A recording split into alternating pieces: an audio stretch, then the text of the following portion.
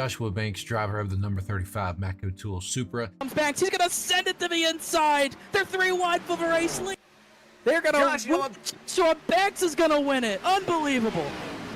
And also co-owner of M&J Distributors, for the sponsor of Saturday Night Racing. So I just want to thank every single one of you for tuning into tonight's race. I hope you will put on a good show for you guys. I hope that you will enjoy it. So if you do, make sure you drop a thumbs up to VSPEED and subscribe to them, because they, as y'all know, if you haven't already, they put on some great broadcasts. So I'll make this short and sweet. The main reason for sponsoring Saturday Night Racing League is because I've been with these guys for a long time. I've raced with a lot of them. I've been through some rough times, some good times, and arguments and everything like that. But still, grand scheme of things, been through a lot of these guys, and I really do like where this league's going. I want to support it. They've given a lot to the league already, and I think, you know, I'm capable to support back. So that's what we're doing, and we want to keep this league free, you know, for people to join, to have a good time, come in and race and just have fun, you know, and that's what we're all about. So that's the main reason, and that's all I really have to say about it. So I hope you do enjoy the race, enjoy this season coming up. We are hopefully going to put on a great season for you guys. Also, make sure to check out my YouTube channel, Banksy the iRacer. Link will be in the description. Check out, and you can see my point of view,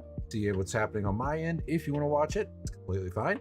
If not, no big deal. So come on over, hang out after the broadcast of this race, and hopefully we'll see you over there. If not, enjoy it, and I'll see you guys on track.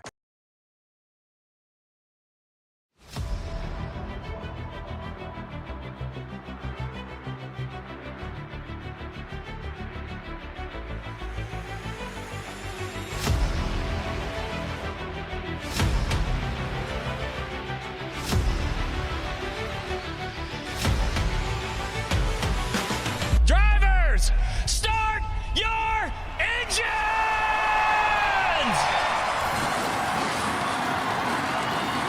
And for the first time this season, the Saturday Night Racing League, presented by M&J Distributors, is underway at Daytona. Sorry for the wait. Didn't think I'd come up, guys. Need a little faith. I've been patient. It's killing this line because McWhorter can't complete the pass, and he's sideways off the corner, and he held on to it. Oh, Shadow gets turned into turn number 3. McWhorter, Klinger, all in the outside wall. Caution is out. We're going to get a late race restart. Joshua Banks coming out of turn number 4, win number 6 in Saturday Night Racing League. First of the season for the 35. He gets it done in Dover. The new winner this season, the 09 of Chad Klinger, off of turn 4. He will be victorious tonight at Phoenix. But the 73 of Joseph McWhorter is going to be your season 2 champion.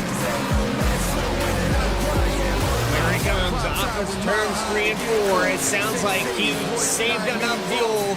Seth Hatchell, with an excellent strategy, is going to win here tonight at Kentucky Speedway. Banks takes him 3 wide down the backstretch for the lead. Look at this, 3 wide again. The top 3 still 3 wide for the lead. Banks on the inside, right in the middle, driving to the outside. I can't believe what I'm watching right now. Let me tell him one time, I've been on the grind. This is my prime. Let me tell him one time, I've been on the grind. Pull those belts tight. You're watching Saturday Night Racing League, only on VSPEED.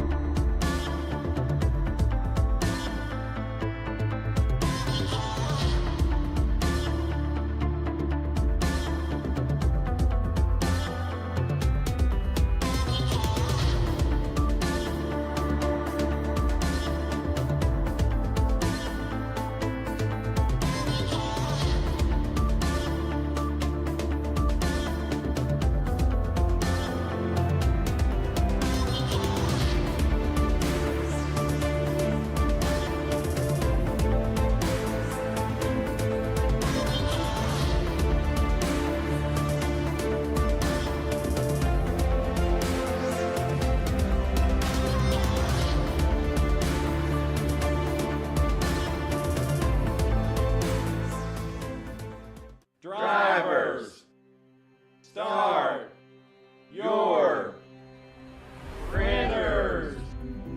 To keep pace with the ever-changing landscape of marketing and advertising, let Clark Print Shop help you spot the trends and keep you in front of the pack with all your color printing needs. From business cards to invitations, menus to mugs, we can print anything you need on paper or your choice of over 3,000 promotional items.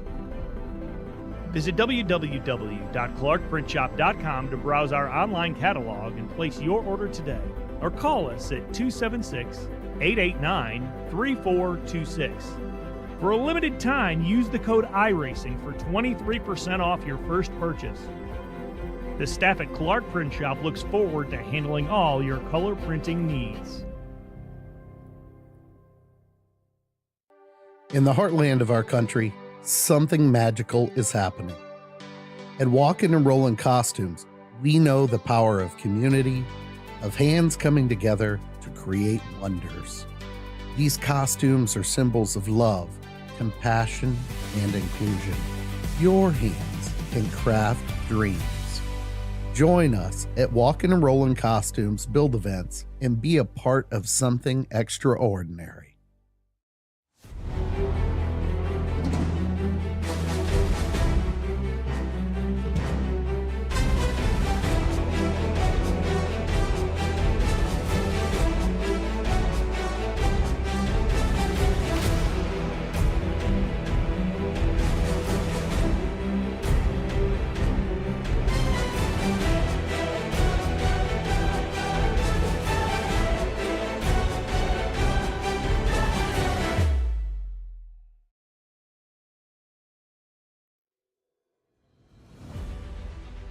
Well, there's not a lot of racetracks on this schedule that have a reconfiguration, but for the places that do, it's a whole different race in a next-gen car as Saturday Night Racing League gets ready to tee off week number 2.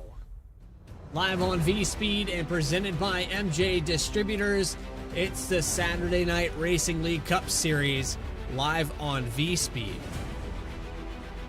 Welcome in, everybody. I'm your host, Bradley Cooper. Alongside me in the booth all season long, well, at least for 99.9% of the time, we have Connor Horn. Connor, I gotta say, we're a little caught off guard here. I thought we were going to be at the Legacy track with these next-gen cars. It was going to be really, really interesting. Apparently, we're at the 2020 version of this racetrack, a little bit different than what we saw just an hour ago. Yeah, definitely going to race a lot differently too, at least in the old configuration from every time I've raced it since the new tire model came out years ago. It's raced very kind of similarly to most other tracks where the bottom line is always the preferred line. This new configuration of Texas, while in real life you're going to be wrapping the bottom, not really the case here on iRacing. That higher line is actually going to come in, I think, especially in these next-gen cars. You're going to see 3 and 4 wide, especially on these restarts. Track position is still going to be as important as ever, so getting passes done early is going to be pretty important at this mile-and-a-half racetrack in Dallas Fort Worth, Texas. Obviously, you got the bankings in the corner, 20 to 24 degrees. That very awkward flat 1 and 2. Then you got an almost near flat out turns 3 and 4. Should make for some exciting racing. Configured 8 years ago at this point, and we should be in store for some pretty exciting action with all the lanes we're going to see tonight. So the update here on iRacing, I know it was a big change for a lot of people that were familiar. Texas drove a lot like the old Atlanta, and even Atlanta now is completely different from this place. Charlotte is probably the only track left that is similar in characteristics to this raceway. But like you said, 1 and 2, a lot different than 3 and 4. You can almost run this thing wide open. And being down there on the bottom in 1 and 2, there's a couple different lines you can take on the entry. But as you progress through this race, those lines are going to work their way up the racetrack, and it's going to get ever harder. Yeah, it's going to get a lot more difficult as the race goes on. I think at the beginning of the race, you're going to see drivers painting that white line the best they can, but for some reason, it almost feels like this track has progressive banking, even though it doesn't. You're going to see that groove move up the longer this race goes. The longer the runs get, the more you'll see drivers move up the racetrack. So you'll see all sorts of lanes being used, especially as the tires wear out. As we look at the points after our first race, Bailey Turner winning the season opener at Daytona for the second season in a row, got the early points lead over Adam Cabot. Bell, who won't won't be here tonight, obviously. I don't believe Adam Cabot's going to be here tonight, but Banks chasing a second straight title. Carwile, Floyd, Koss, Janoski, all sorts of jumbled up drivers in the point standings right now. We should see a more clear picture after today, not being a super speedway, before we get into one of our 2 off weeks on this season next week. With that, we'll look at our race analysis. 140 laps here today, 45 mile per hour pit road speed limit, 3 green, white checkered attempts with 4 tire sets available in the pits. Those are going to be at a premium here, even though this track is recently paved and the iRacing version of it, it still is very abrasive because of that shallow banking there in 1 and 2. It does chew up the right front, and eventually these guys will have to come into pit road. But with that, let's take you trackside now. Get that grid up on your screen, starting on the pole here tonight. Well, VSPEED's very own is going to start up front. Alec Martinez with a 29.708. He'll be the top spot for the pole.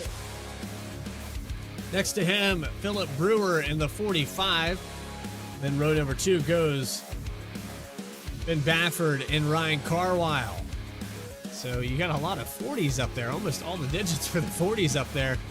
Joseph McWhorter is going to start in the 5th position. Chad Klinger in the 6th spot. 7th goes to Jeff Wright and Reggie Ortega in 8th.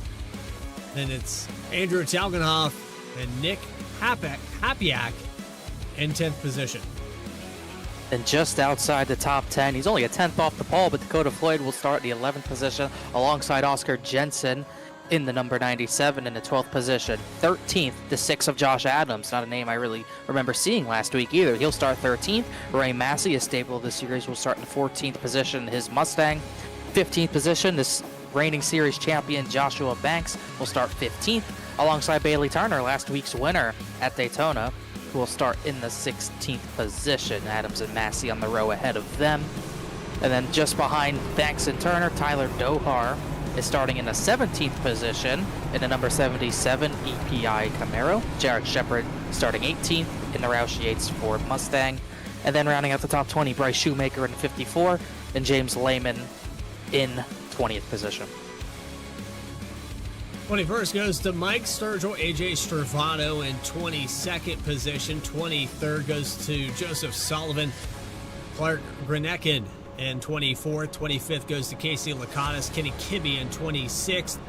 27th, Rob Ham, Austin Belkey in 28th. And 29th goes to Caleb Weekly. Rounding out row 15, it's Morgan Lilly in the 41. 31st position will be Michael Sturgill in the 3 car, who was very fast last week, as we'll get the 1 to green this time by. Max Cost will start in the 32nd position alongside, almost got his first career win last week. 33rd position will go to Brian Chambliss in the Buc-ee's number 9. You always got to go to Buc-ee's when you go buy one on a road trip. Eddie Trejo will start in the 34th position. 2 veterans of this series, of this league. 35th position, just behind those 2, I believe will be, trying to see who that will be. That will be Stephen Davis in the number 60, another Camaro. Brandon Wallace in the Bud 99 will start in the 36th position. 37th position will be Donnie Kite in the number 26, who's up front a lot last week. 38th, another of VSPEED zone, Logan Threlkeld coming from the back in 38th position. And just inside the top 40 will be Brian Hennings in the 74 and Angelo Horonis in 40th. So a cutoff here for 43 cars. You got Julio Villalobos Jr. in 41st. Broderick Backlackving. That one's a tough one for me. I'm just going to try to get that one right. Matt Shanoski in 43rd. Noah Michalski is just beside that. I think that's the limit here. You can correct me if I'm wrong, but I think that's where they're going to shut it off. There were some people who qualified higher that did not make the field. Mike Sturgill, I have the list. Mike Sturgill, Clark Genekin, Morgan Lilly, Stephen Davis, Broderick Vaclavic, and Benjamin Richards were the drivers who did not make the field. Everyone else we went through, including Mark McFadden and Christopher Hodges, who were on the final row, made this field, but that's our field of 43 cars. Here we go, 43 cars around for week number 2 in the Cup Series. Saturday night racing officially underway in the Cup Series.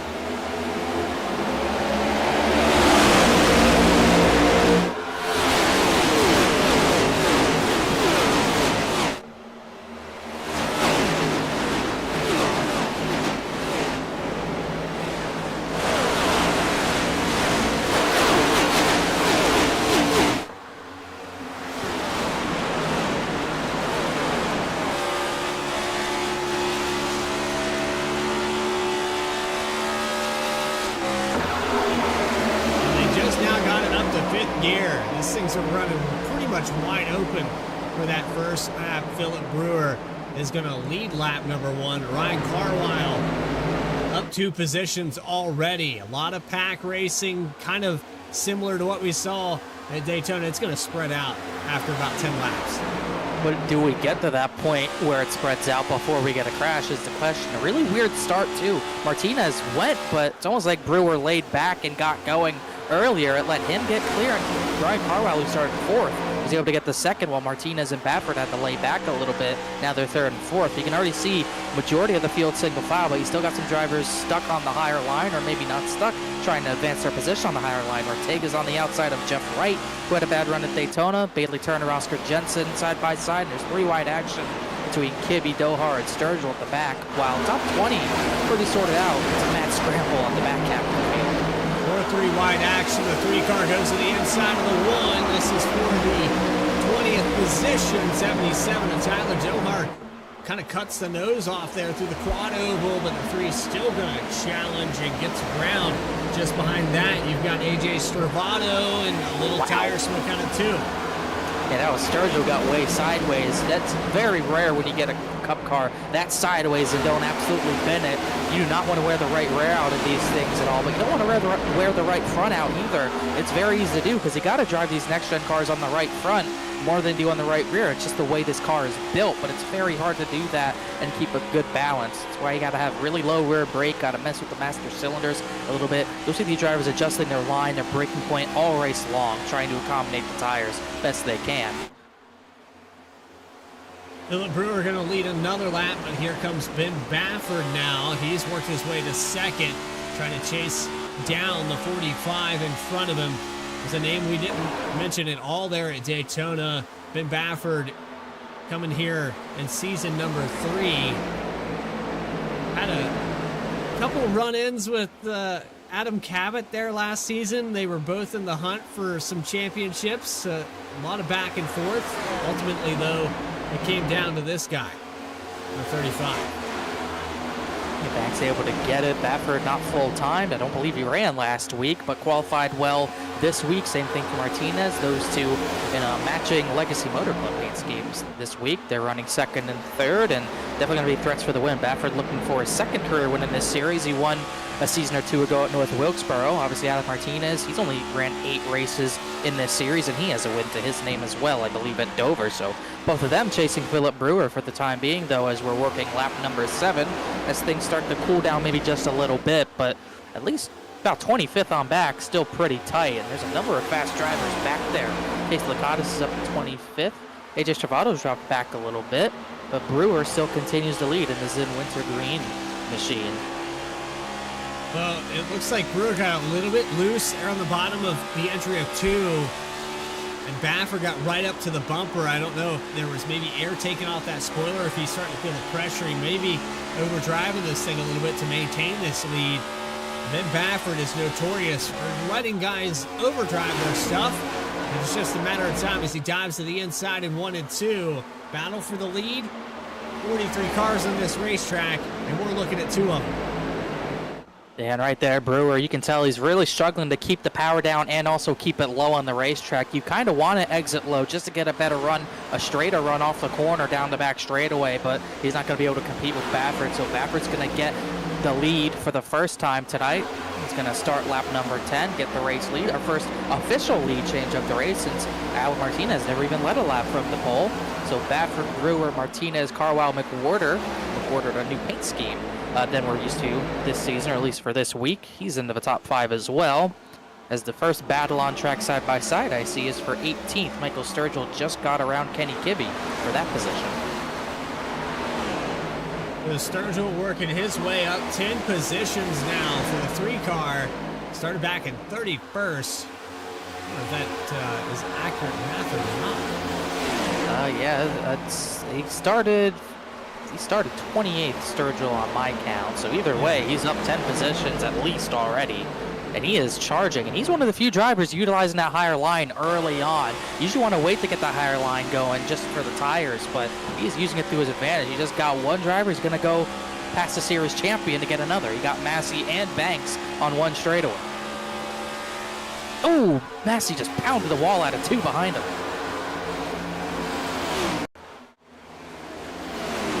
Ooh, car in the wall in the dog leg back there. It looked like a red car. Couldn't quite see who it was. I think it was Logan Threlkeld.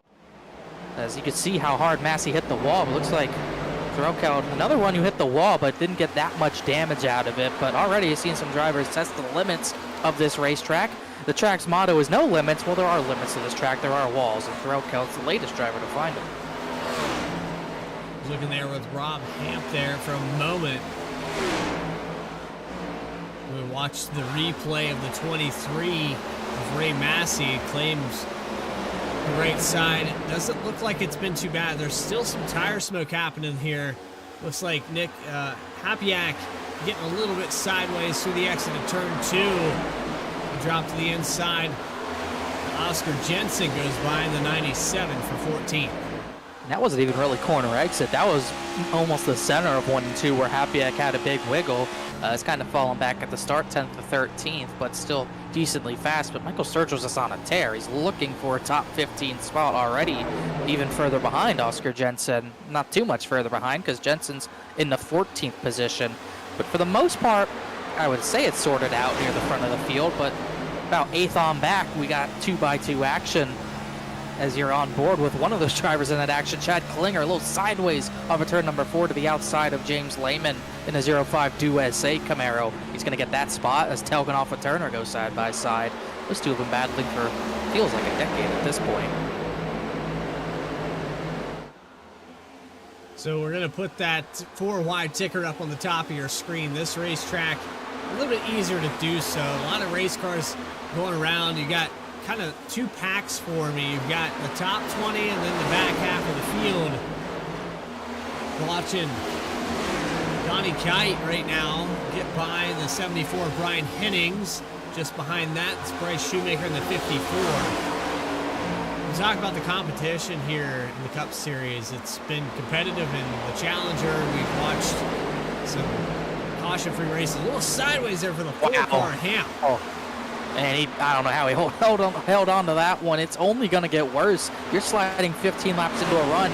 You keep sliding like that, it is going to get worse. And these drivers got plenty of time left in the fuel tank, plenty of fuel left to go even further. So the more they do that, the worse this run's going to go, to the point where they're probably going to have to pit way earlier than everyone else around them. So Hamp's going to have to settle down, or at least try to settle the right rear a little bit. There's multiple drivers sliding. I just saw the 2 of Ortega have a big slide off of turn number 2. Now he's getting put in the middle 3 wide. Here goes Floyd and Jensen around him. That was tight action as Turner got by all this. So did Telgenhoff for the 11th position.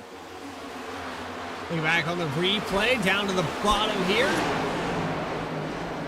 Ortega just got stormed. Quick work of it, though. And we stayed green. These guys doing a fantastic job. Put on a phenomenal show. Watching Ben Bafford, officially your leader now. And I apologize that we missed some of that action there in the top 5. There is some work going on back here with Ryan Carwile, Jeff Wright. Those guys shuffling positions. Jeff Wright up 2 spots. And watch Joseph McWhorter. Said that a new paint scheme here. I've been looking for that white and red machine. Now it's all red this week. Yeah, red and blue, a little bit of blue to go with it. The Red Camo Racing a Camaro this week for the time being, up to the 6th position. I say up to the 6th position. It's only up. He's actually not up a position, falling back from starting 5th, but has been solidly here as top 15 or so single file, -1 battle between Telgenhoff and Jensen, but back half of the field still pretty frantic, and I'm still waiting for AJ Stravato. I haven't talked about Stravato at all yet tonight. He has not moved up as much as I thought he would. He started 21st. He's in a battle for the 22nd position with Joseph Sullivan in the 1 car. Sullivan to the outside. Down the backstretch for AJ Stravato. This is mid-pack, 22nd place. Sullivan loses that spot. What you also got to consider here is Texas, even though with its configuration, Connor, it's still one of those racetracks that is notorious for chewing up tires. And some of these guys dial it back for the first 20 laps or so, and then they really turn up the heat in the second half of it. And you're probably going to see that in a few laps. You're going to see that switch over to the drivers who saved their tires, and then drivers who didn't save their tires are going to start going backwards. I'm worried about what the 3 of Sturgill, what's going to happen to him. It seems he's been pushing really hard to get up to that 16th. He was up to the 16th position. He's now starting to fall back a little bit. Car in the grass. Philip Brewer, who was 3rd, just went through the grass, made a save, but he's going to lose a lot of positions. He must have had a huge wiggle off of turn number 4. Yeah, really sideways off of 4. Went through the grass. We'll back this up one more time to get a better look at this. Going to be back in about 10th position. Alec Martinez, ooh, he got in the back of him a little bit, but it almost looked like Brewer was getting sideways before Martinez got there. But it's not supposed to happen in next-gen cars, but when someone gets right to your rear bumper on the exit of the corner, it almost acts like the Gen 6 usually does. It'll get you sideways, but you could definitely see, I think Brewer had to get out of the gas and Martinez couldn't react, so maybe a bit of a miscommunication there, but no harm, no foul, besides the 8 positions Philip Brewer lost there, but he at least has the car in one piece, so put 2 teammates, Baffert Martinez 1-2, Carwell Wright, Josh Adams in the top 5 as McWhorter just had a huge wiggle off of Ford on his own. He's going to lose that spot to Bailey Turner. Side by side here for the 13th position. Andrew Tagonoff and looks like the 2 of Reggie Ortega side by side, just outside the top 10 for these guys. That's where the racing really gets crazy. It seems like the top 10, single files out, Green rises to the top. I don't know if you can call it green though yet, because we haven't got past that halfway mark. We're going to look for lap 70 before we decide. If this race stays green, you're definitely going to see the guys that are the fastest regardless of qualifying. Yeah, who knows if lap traffic will become an issue. Mark McFadden, he's actually well behind the pack. I think he had a hit with the wall out of turn number 4, so he's actually getting lapped right now. You see him on the apron from Talgonoff's onboard cam. Maybe he'll be our first retirement. A lot of right front damage, but this field's still pretty spread out. From 1st to 42nd, about 15 seconds from Baffert to 42nd place Keith Shoemaker, and that's in 26 laps. You might see drivers get lapped, but that's barring if we go green or not, which is almost certainly unlikely with this many cars, but you just never know. The action's getting tight, and you're starting to see that groove widen out. Look at how many drivers are even further up the racetrack than where we started this race. Drivers like Chad Klinger running way higher, Jensen Brewer as well. All sorts of drivers trying different things at this point in the run.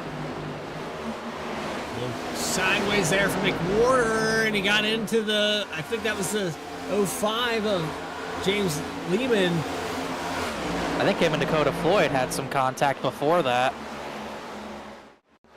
And McWhorter is really in a tight spot now. Yeah, I think contact happened with the 57 earlier than that. And that's going to cost McWhorter a lot of track position. Right there, heavy contact. Maybe a miscommunication. I don't know, McWhorter thought he was clear, or Floyd maybe dove it in there late, but definitely miscommunication between those two is going to cost us a lot of track position. You can see right here, yeah, Floyd sees the gap and goes for it. McWhorter doesn't think he's going to go for it, and it definitely seems like they both wanted the same piece of real estate. One driver wasn't expecting it, the other driver thought he'd have the room, but it's really cost the 73 a lot of track position, as Floyd's now in a battle with the 05 of James Lehman. That is for the 6th position, 7th position rather, go back and forth. Gonna stay side by side, 05, really loose. Still trying to save it. And got a little bit of grass on the left side tires there, so couldn't really fully collect it. And now he's in a world of hurt because this groove has moved higher and higher. It's harder and harder to keep track position running the bottom line. He's got Floyd going by on the outside. Here goes Chad Klinger. Oscar Jensen's going to try to fill that gap, but Lehman smartly gets up in front of the 97. If he didn't get up in front of him, he was going to get freight trained by maybe 4 or 5 cars. So very frantic just on the inside of the top 10 right now.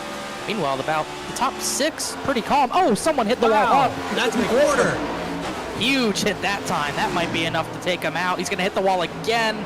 Does not have control of this car. Will there be a yellow? He's got nowhere to get down off the racetrack. He's testing the steering. He's trying to steer it with a throttle right now. Yeah, that right front is broke. This might be race over for the 73. He has the meatball flag. With the new iRacing update, any meatball is usually race ending, so this is the former series champion out early, I think.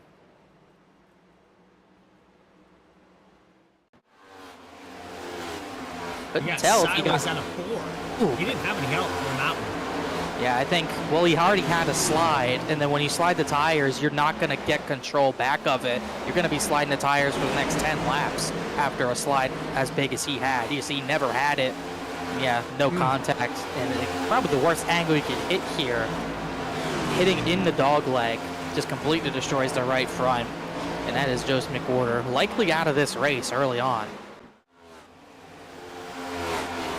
He had to drive that thing with the throttle and saw no steering input around the racetrack. Yeah, it ain't rolling, that's for sure. Gonna miss his stall because he's got no brakes, but that thing is done. You can see how detached that suspension is to the car.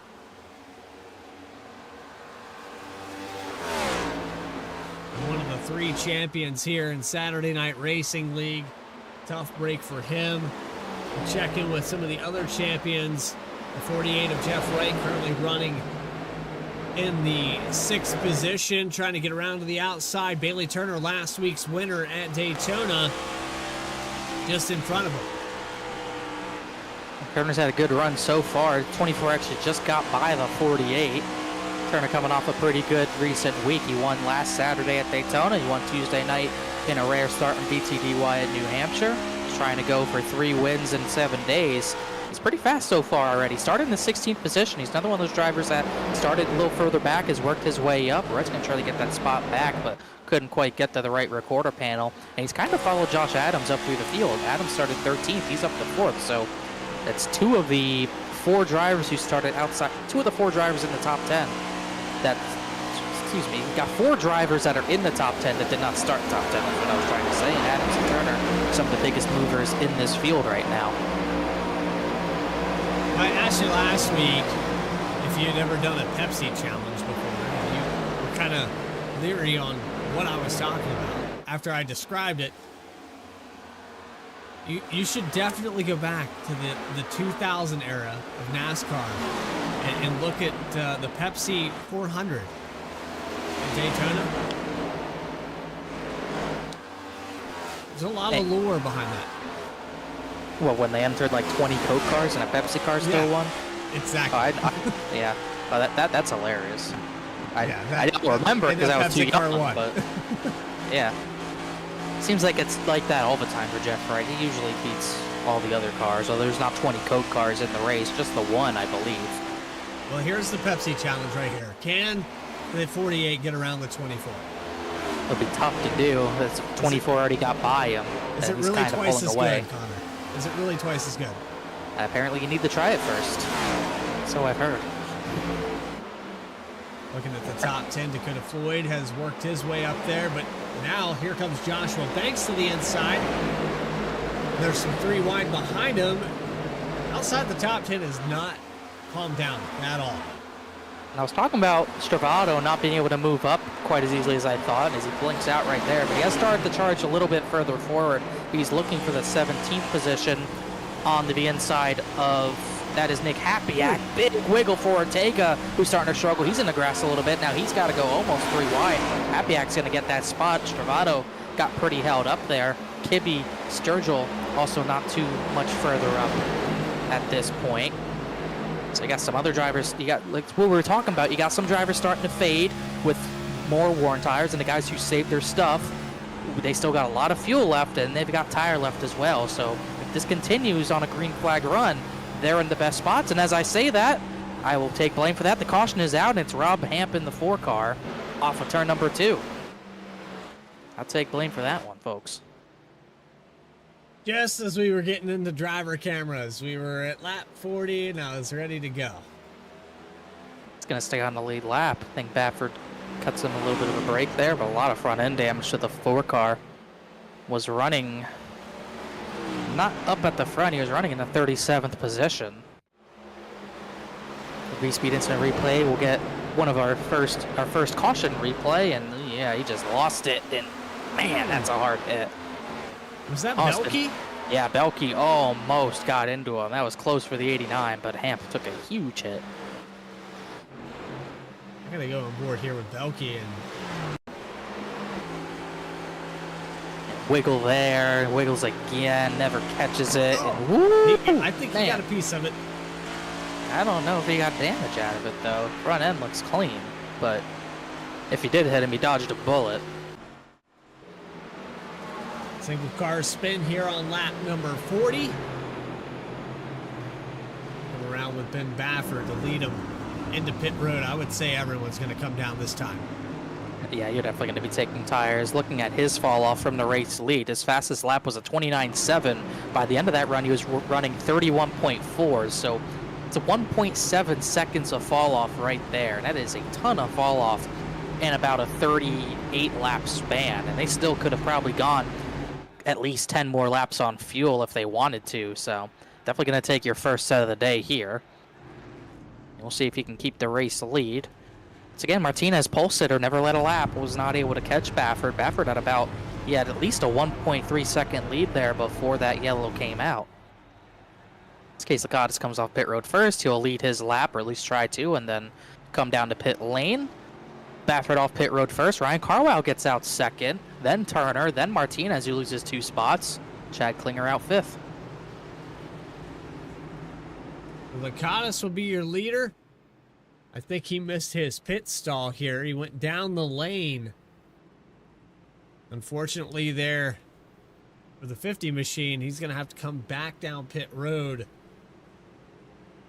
That will give Ben Baffert the lead when we go back green. Don't go anywhere though. We still have plenty of coverage. The Saturday Night Racing League presented by M&J Distributors. Live on VSPEED right after this.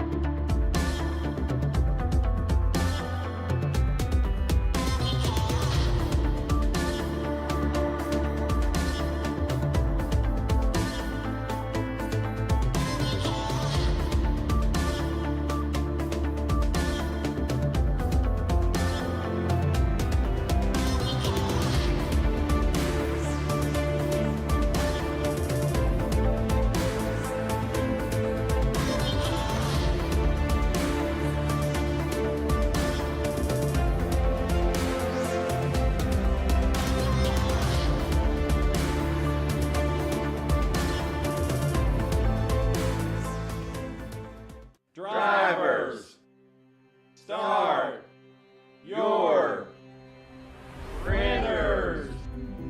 To keep pace with the ever-changing landscape of marketing and advertising, let Clark Print Shop help you spot the trends and keep you in front of the pack with all your color printing needs. From business cards to invitations, menus to mugs, we can print anything you need on paper or your choice of over 3,000 promotional items.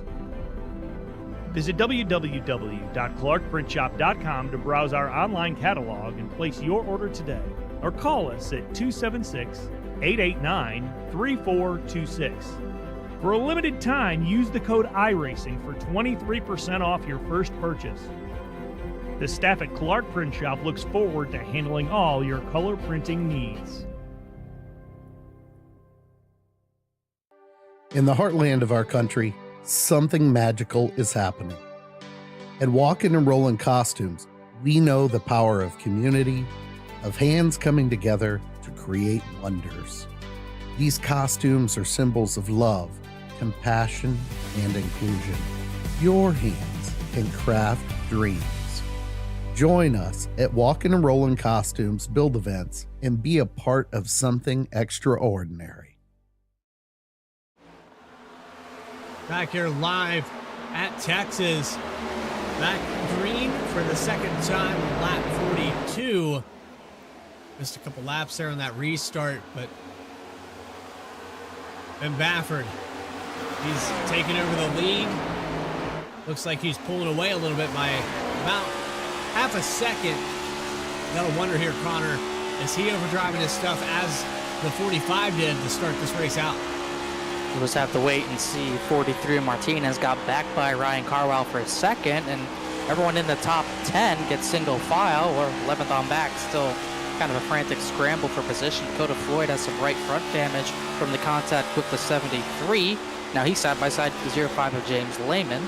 Meanwhile, on that round of pit stops, the 54, Bryce Shoemaker was the only driver I saw that had a speeding penalty, as Lehman gets by Dakota Floyd. But a little bit of a more orderly restart than we saw the initial start, as you could already see a little bit more sorted out the front, as here goes Bailey Turner for third. Top 3 here for the 24, winner at Daytona. As we mentioned earlier, and that Pepsi machine has been right in the shadow. It's almost like it is the shadow of the Coca-Cola car. Back and forth for the top 5. Jeff Wright now up 2 spots. Josh Adams, a name we haven't said yet today, other than when we hit our grid, starting in 13th. Good start for him. 7 positions gained. Already pretty fast today, the JS Gaming Mustang. Now back to 6th on this restart. Was up a further position on the previous run. He's going to go to the inside. He's going to get aggressive to the inside of the 48 of Jeff Wright for this spot. Wright has the clean air on the top side, while Adams has the preferred line in 3 and 4 around the bottom. They're going to stay side by side. Baffert's continuing to open up that lead. It's around 0.6 of a second, but that draft should bring Martinez back a little bit, but he hasn't been able to challenge his teammate in the 42 quite yet, as 48 of Jeff Wright's going to keep that position. He's going to look for an extra position. He's going to look for 4th on Ryan Carwell, who just lost that spot to Bailey Turner. And here comes that 48 to the bottom once again. Following right in his tracks, going to stay put with Bailey Turner. It's a little bit loose there through 3 and 4. Still to the inside. Not quite clear for that 4th position. Dive to the inside, pinched down by Carwile. That got really tight. Oh, man. It's still tight. He's still sideways too. I think Carwell's gonna go for the crossover, kind of mistimed to hit the bumper of the 48, and he almost chopped the nose of Josh Adams and caused a crash there, but I think Jeff Wright's faster. I don't think Carwell's gonna be able to fight this back that easily, and he's going to give up that spot to the 48, as behind them Telganoff and Banks side by side to the 8th position. Lehman's going to push the issue, almost did at least. He looked 3 wide but thought better of it.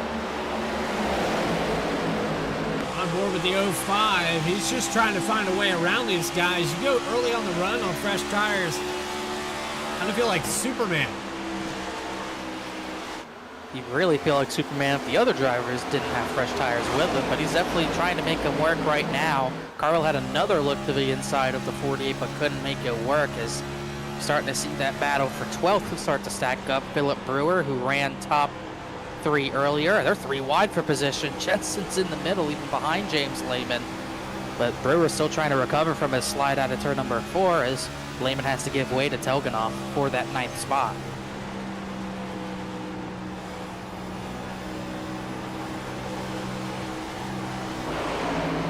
This is the top 10 that we're watching on your screen right now. Just spread out a little bit from Oscar Jensen in the 11th spot. He's being challenged by Philip Brewer. Brewer led some laps earlier in this race, right to start it off. But a little bit of problems for the 45. Hasn't recovered yet. Wow, what a move there by the 3. Good crossover there. Sturgill's going to go for that 11th spot, but doesn't quite have the momentum to do so. Jensen up the racetrack for the 2nd week in a row. He's in the 91, although it's supposed to be 97, but hey, we won't judge. He's running pretty good right now at the front, as Sturgill, one of our onboard RSR Driver Cams, moving up from that 28th starting position. And he almost got into the 97 there, but this is the problem with passing on the bottom of Texas. If you don't make it work, you're going to have 4 to 5 drivers lined up on your outside trying to get that spot from you. Here goes Brewer, here goes Kenny Kibbe, and next in line would be Nick Hapiak. So you make one wrong move to the bottom, you're going to get freight trained as Brewer taps the wall. Now you've got a couple more cars just behind that. Hapiak, JS Racing. This is another one of those drivers that we saw up there earlier challenging with Jeff Wright and Bailey Turner. These guys outside the top 10 have not let up, and it's getting tighter and tighter with every lap that goes by. You can kind of feel that intensity building when you get past that halfway point, I think it's going to be every man for himself into the wall. That's a love tap. That won't hurt Happy Act too much, but it might cost him a spot to Stravato. Still yet to see him climb further up the field. He's trying to get really into the top 15 for the first time all night. He started 21st and really hasn't budged. The driver behind him, though, Angelo Coronas, he started 36th. He's moved up almost half the field up to 17th, just in behind that battle. Just waiting for this 2x2 to sort out. Maybe he'll get a little further up the field. He's actually just ahead of Dakota Floyd, who's faded since that contact with the 73. That right front damage looks to be hurting. Damage on these cars can be fixed relatively quickly. However, it's finding that caution. So far, we've only had one here today. Race recap on your screen. One lead change, one yellow. Ben Baffert took it over.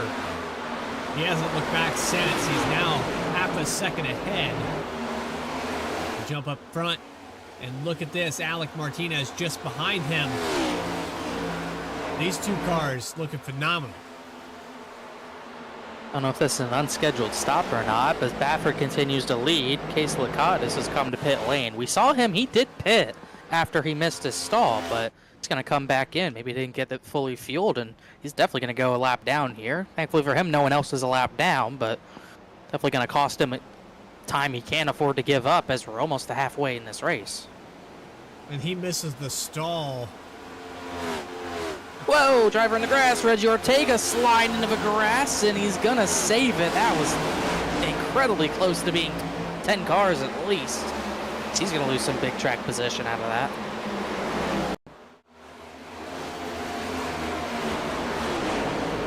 Also did get word that, I don't know if it's a glitch for Lacoste. Man, he got body slammed by Dakota Floyd. A little bit of joyride you don't want to do.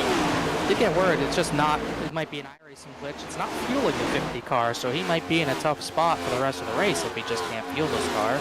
He is not pulled back off the pit lane, but definitely a big incident there between the 2 and the 57. Now here comes the 50 off the pit lane, but he's already at least 2 laps down. No break there for Casey Lakatos. Look back. We were talking about that in the grass there for the 2 of Ortega. I think he had a little help there. I don't know what your opinion is there, Connor, but I think he got sent to the grass. Oh yeah, he got a little bit of a body slam. Might not have been intentional, but that is the second driver Dakota Floyd's had contact with today, as they'll continue to battle for the rest of this race, but Ortega's got to make his way back up there. Some extra battles at the front of the pack. James Lehman's moved up to 7th position. He had a tight battle with Joshua Banks going on. But a little bit further behind that, you got Philip Brewer trying to gain some spots back. Him and Andrew Telganoff are really tight to each other's doors in 3 and 4, but Telganoff kept the spot. Here comes Jensen for another spot. In another case, driver tries to bottom, gets freight trained, and here comes the 3 car trying to return that battle back to the 45 as they battled side by side already in the same scenario tonight. As even further up ahead, there goes Klinger and Banks side by side, but Klinger gets back in line. There's one thing I've noticed here about Michael Sturgill. He tries to capitalize on every situation that he can. He's going to sit there and wait for you to get in a bad spot or make a mistake, and then he's going to pick it away. 16 spots gained now for the 3 car.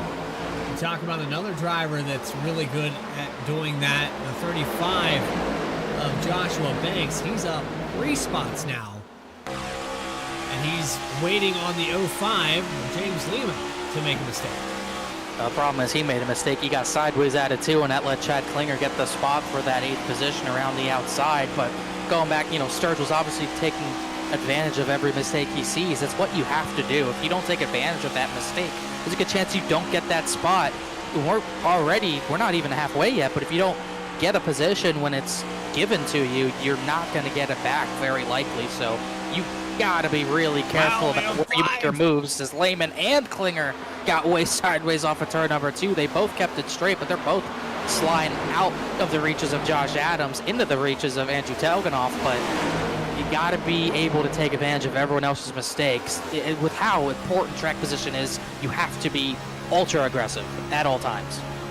Speaking of aggressive, on the back bumper of Telganoff, Joshua Banks finally got the car back underneath of him. You saw the 05 get a little bit loose. Still up there on the high line, out of 2. Dumbenoff tapped the wall just slightly there with the right rear quarter panel. These cars are starting to get ill handling again. Now 23 laps on these tires. And that fall off's already pretty big. Ben Baffert in clean air, he ran a 30 flat as fast as this run. He's already 1 second off of that, and it's really only been 20 laps on the tires this time. So you're already seeing at least a second of fall off. It's for majority of drivers, it's probably higher than that as Lehman way up the racetrack trying to find a new groove on the way high side. He's building Klinger's gonna easily, he's trying to. Klinger gets the spot. Telgenhoff, he's able to hold off the 11 for at least another set of corners as it's pretty stacked up behind that battle for that 8th position. You go Lehman and Telgenhoff almost side by side. This line goes all the way back to 18th place J.R. Shepherd. I was saying, you got one driving style after another. But when we came out with this next generation car, you're seeing the 05 of James Lehman drive with the right side of the steering wheel, and it doesn't work quite as well in this next gen car. That independent rear end, it doesn't really tell you what the car's doing until it's too late. You can see right here, he's still sideways. He's going to fight it again, and he's sideways. There it is. Prime example. Look out, everyone else. Banks, oh, he's going to hit the wall hard. He almost saved it. And somehow everyone else avoided him. All right, I'll never speak that into existence again. Goodness me. Front end actually looks okay on the 05, but wow, that was exciting. You spin out of turn 4 in front of basically the entire rest of the field and don't get hit by anyone. You should go buy a lottery ticket. That was tight. He spun from 9th and no one hit him besides Banks, who was really had nowhere to go. Jensen just got by, Stravato. Look at all these drivers got to go through the grass. He did hit the wall. I don't know how he didn't get damaged, but he did hit the wall. He hit it hard. It's nothing visual. I don't see anything either. He must have really lucked out if that's the real case. But man, that was scary. You rarely see spins out of the corner in front of the entire field, but right there, he almost like he hit the apron, got sideways there. He just never collected it. Same thing as Rob Ham. Nowhere for Joshua Banks to go. I don't think he got much damage out of it either.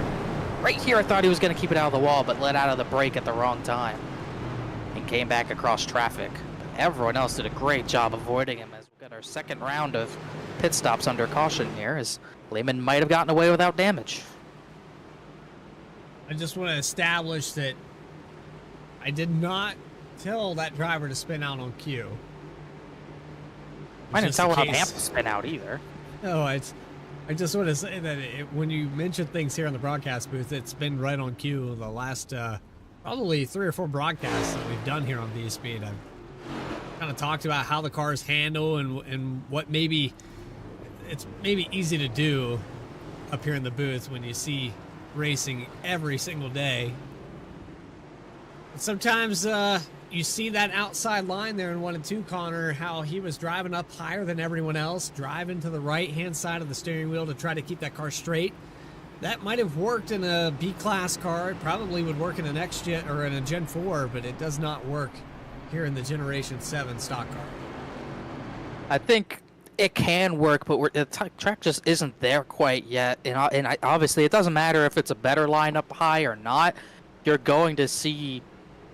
you're really going to see the tires wear out more if you run higher up the racetrack. There's not much else that's going to happen. It's just ever since 5 years ago when they updated these tires, if you don't run the white line, the tires wear out much higher. They've helped it to the point where you can run a higher line for speed, because before that, the bottom line was best for speed and tire wear. At least now, that higher line can be a viable line for speed, but you're still going to chew up your tires more by running higher up, which... it's a shame, but it's just kind of how it is. And I think that was a product of that because you saw Lehman running way high on the racetrack, and he was one of those drivers who really ended up sliding the most at the end of that run. So something that he's probably going to have to consider as we come into the second half of this race, 70 to go on this restart. So Baffert and Martinez have been the front 2 runners of this race for quite some time. You've seen Bailey Turner and Jeff Wright going back and forth. I feel like these 2 cars in the second row have been progressively learning more and more about how this track is changing. Maybe a adapting their line to how the temperatures are, the racing groove. 100 degrees, not quite as hot as it was there in the Challenger Series. I gotta say, though, I'm liking where Bailey Turner and Jeff Wright are sitting right now. They might be giving some false sense of security to the 42 and the 43. Yeah, we'll just have to wait and see. We haven't really seen them battle those top two. It's been Baffert pretty much dominating this race since he got by Philip Brewer for the lead. And even Alec Martinez is usually very fast in contention. He has been running second, but he hasn't even come close to challenging Baffert for the lead yet. And 48 and 24 have not been able to be close to these two yet. So right now, good spot for top fives, but they have yet to prove that they can battle the 42 and 43 tonight as we cross halfway. It's about time to get loud, don't you think? I think it is. Right at that halfway mark as we hit this green flag. Let's go back underway and turn up that volume. Let's get loud. Presented by FireStorm Racing.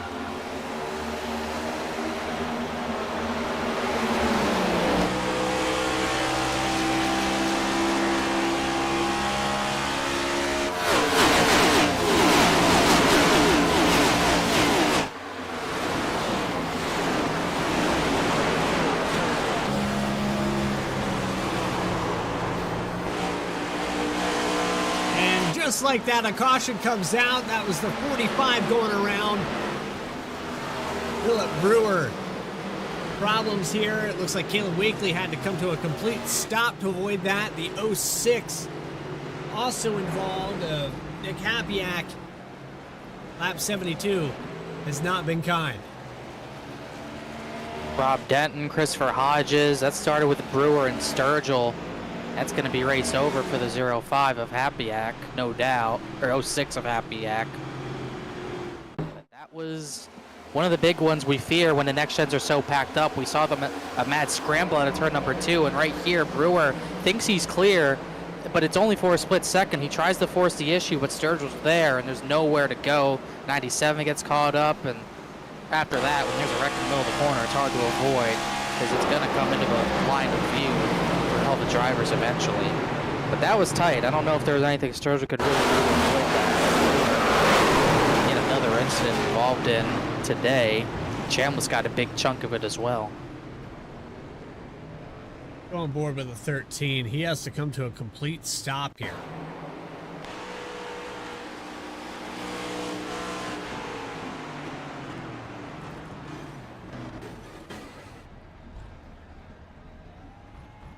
Able to get on the brakes.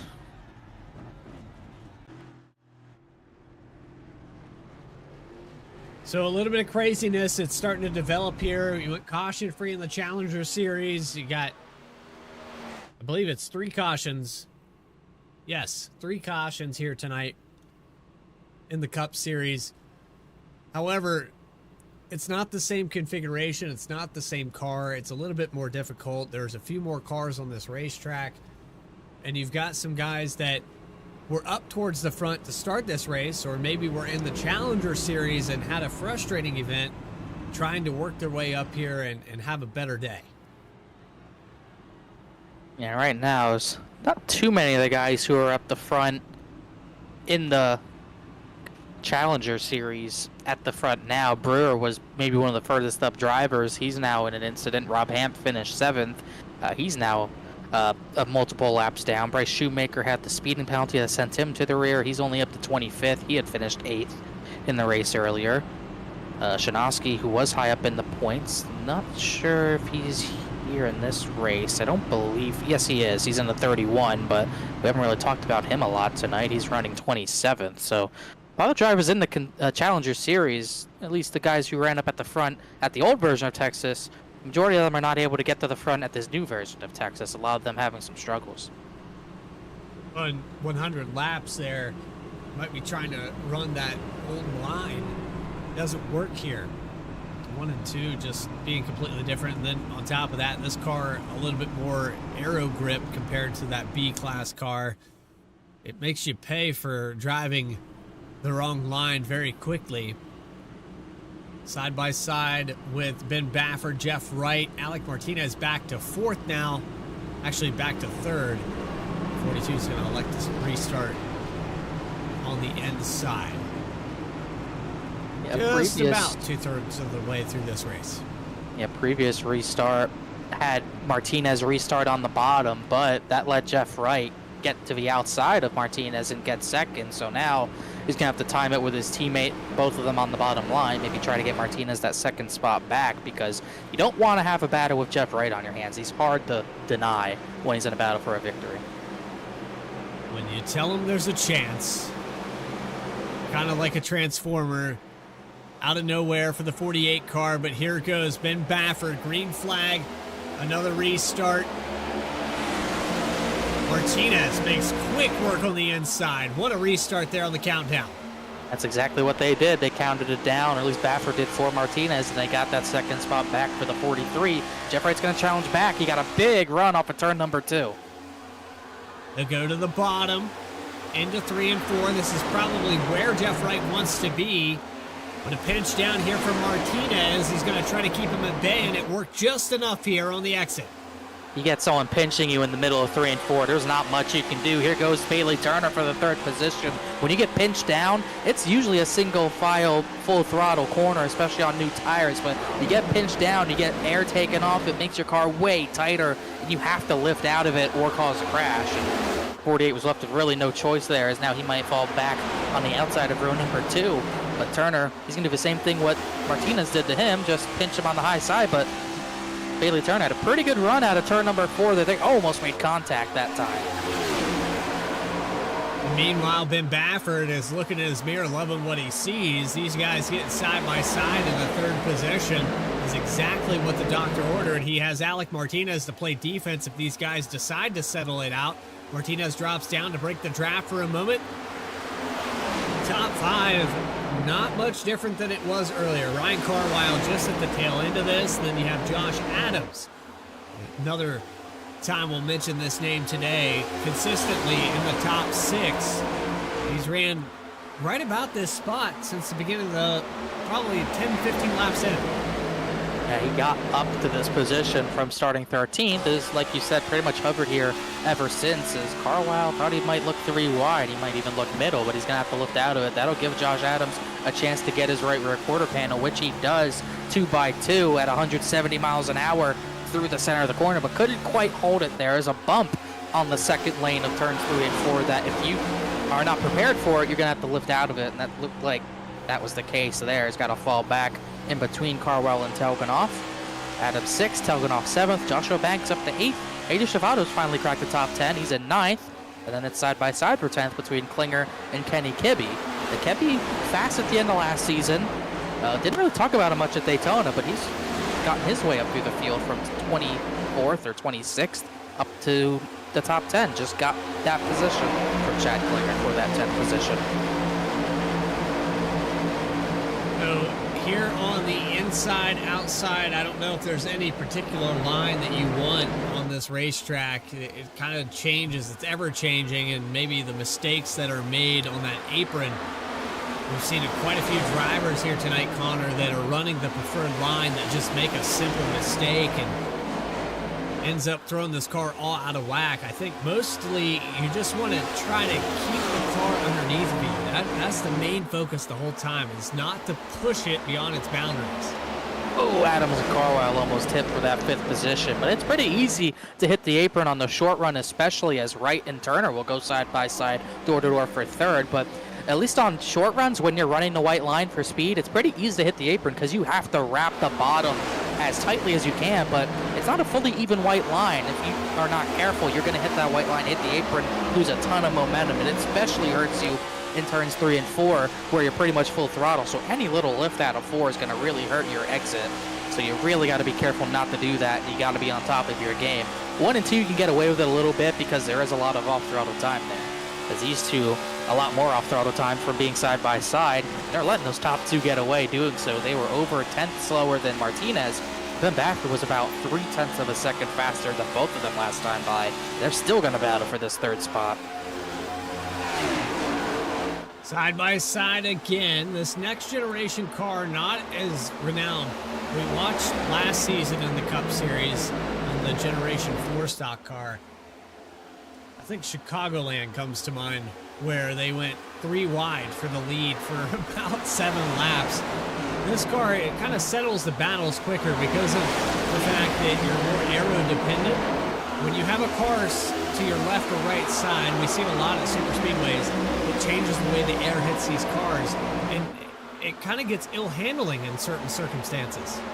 Oh man, you can see with Josh Adams right there. When you're door to door that tightly, the driver on the bottom is going to get tight, but the driver on the top is as well.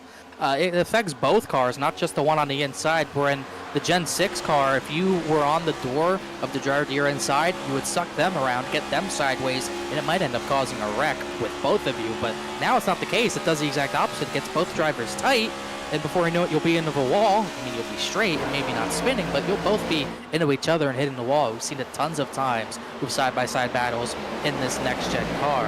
And so you want to pinch to give them little room, but you kind of got to not do that if you want to keep your car in one piece. You're kind of forced to give them some room just so they don't wash up into you and put you on the wall, because then you get mad at them, and then they're mad at you because you pinched them, and it becomes a whole situation. As I'm seeing that in the background. They were about 3 wide for 19th position. Donnie Kite almost slammed the wall in that battle, but kept it straight. We haven't even talked about Noah Mahalski yet that much today. He's up to the 18th position. Well, we that's 17th.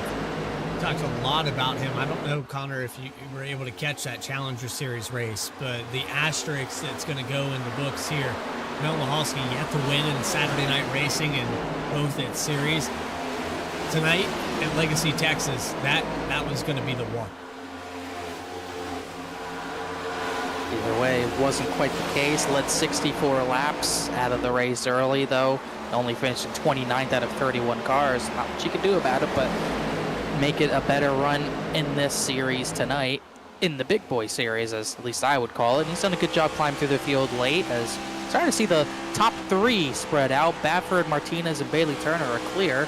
Ryan Carl's made his way up to 3rd. Meanwhile, he walked it up way up the racetrack. I think he had contact from Chad Klinger there in the turn number 3. And I'm sure Travato will probably not appreciate that. Oh yeah, a little contact. That's a bump and run at 180 miles an hour. Travato will not appreciate that. Klinger was well up the racetrack there as well, so Travato's going to have to recover, get that spot back from Michael Sturgill, and I'm sure they'll race each other cleanly. I'm sure he won't do anything. But when you get a bump at 180 miles an hour into the corner, you're never happy. Heck, you're not happy when it happens where it's supposed to at 80 miles an hour, but I'd be hot if I was Travato. He's got to get back by Sturgill first. I just want to know how long Stravato's list is, because I know I'm on it. After Darlington and BTDY, I'm definitely on that list. I mean, I'm probably on it. I don't remember the last time I raced with him, so in any race. So, you know, memories as long as elephants. Race car drivers got them. Oh man! Chad Klinger! There it was. Did he get him back? Oh man, look out. I don't think that was contact, but I didn't think there was going to be contact, but there definitely was. I was kind of half joking, but that was pretty obvious. He crosses over, gets clear of Sturgill, and yeah, he just pounds him in the left rear. Huge hit. And watch everyone avoid him. Ooh, look out. That's the 31. 31 of Keith Shoemaker, 89 of Austin Belke. But, yeah, that was obvious. Let's go back one more time. Well, actually, let's go back. I want to go back to where this... First incident. Yeah, this is the first incident. Right there. We kind of missed it there, but we did get a view of it. This will be the view of it. Should be no drama on pit road. Everyone should get their 3rd set. Although a lot of drivers are getting tight on tire sets. I think everyone's going to be down to 1 set. Here we go, side by side here. Klinger into Stravado. Touch, and that was not intentional. I think Klinger's just going for a piece of real estate. Stravado definitely comes down, but if I'm Stravado, I'm expecting Klinger on the white line, and he was not on the white line, so I could see the frustration from the 33. All right, so here's the other replay. And then we'll get to the other end of the racetrack. Baffert got off the pit lane first, by the way. No one stayed out, so no drama to look at there. And then you're going to see Stravato in a battle of Sturgill. He's going to get this huge run off of turn number 2. He's going to see the 09 in front of him. He's going to get in front of Sturgill quickly. And he just, I mean, picture tells a story. Runs into the left rear quarter panel and Klinger hard into the outside wall. And that is how that story ended up. And that was Lakatos. Actually, Belke and Lakatos did hit each other, but it was trying to avoid that crash. I think they kept it straight, all good, but definitely obvious.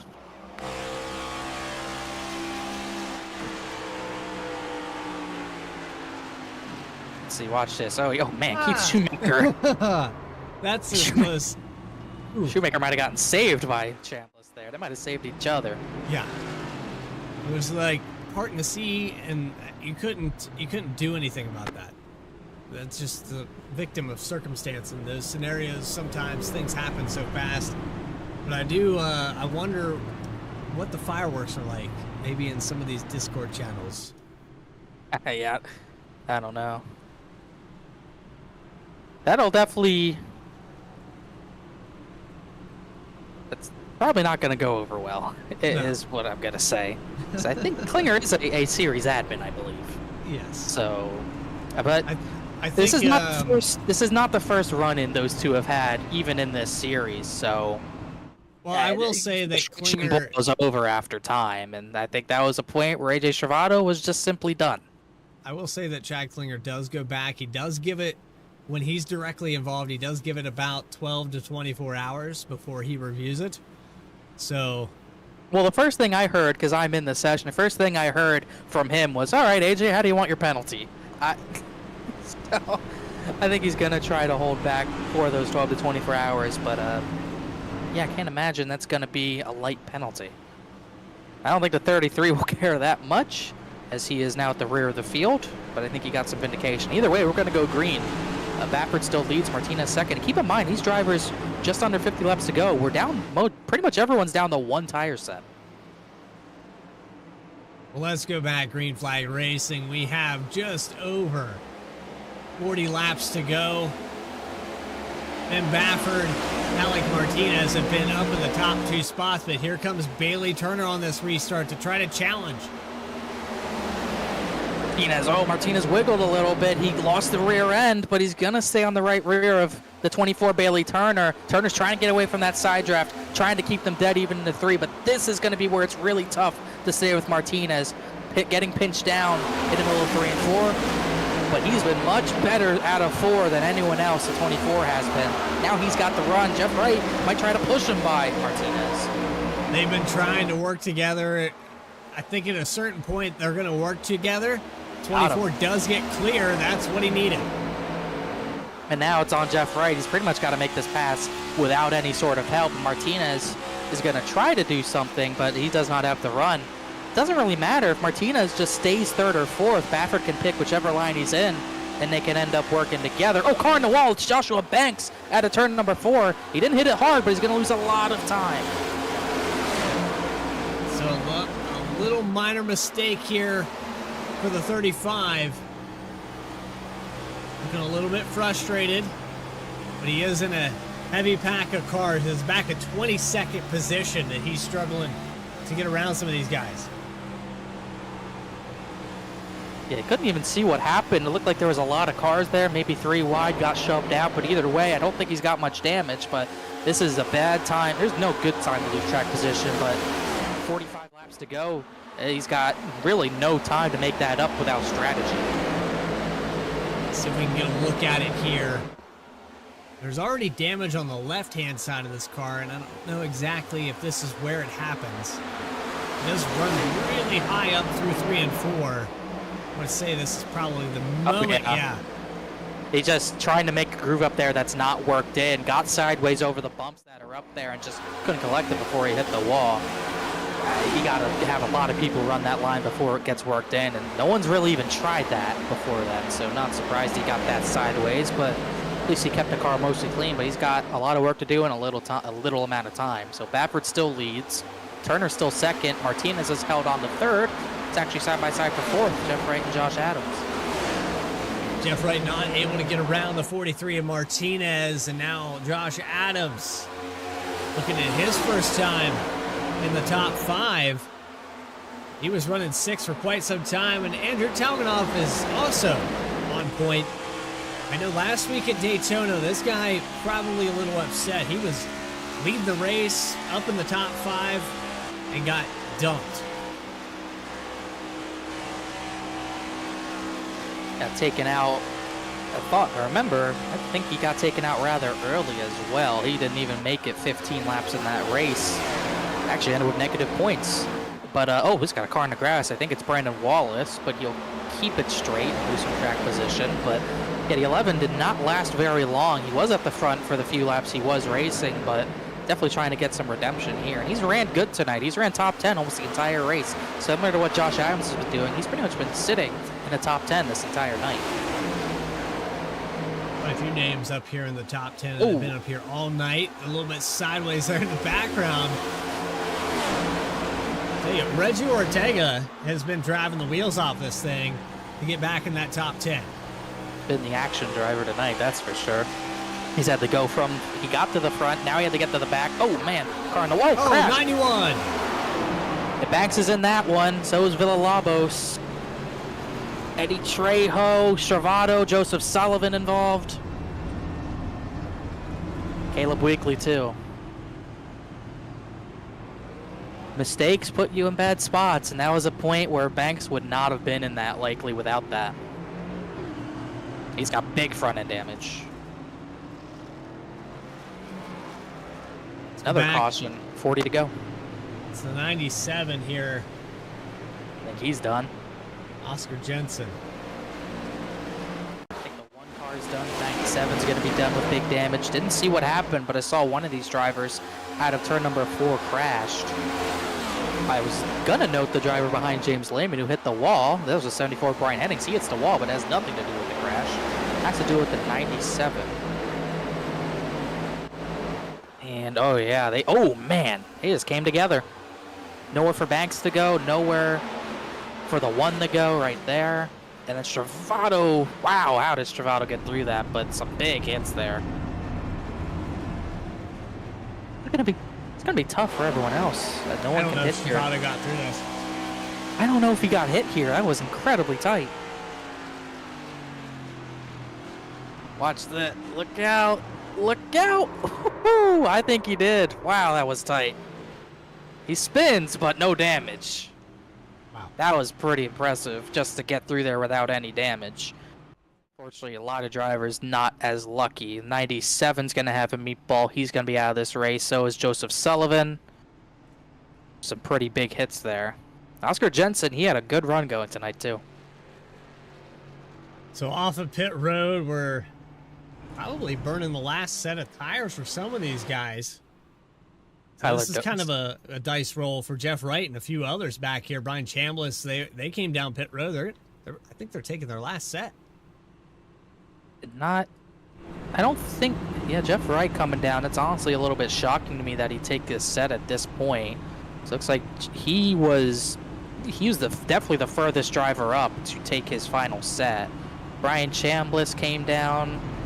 Brandon Wallace did, but most of the other drivers that came down were getting damage repair. But Jeff Wright decided to take his final set right there, which is very, very surprising. I did not think they'd be worn enough at that point to warrant coming down, but he's definitely taking a gamble here.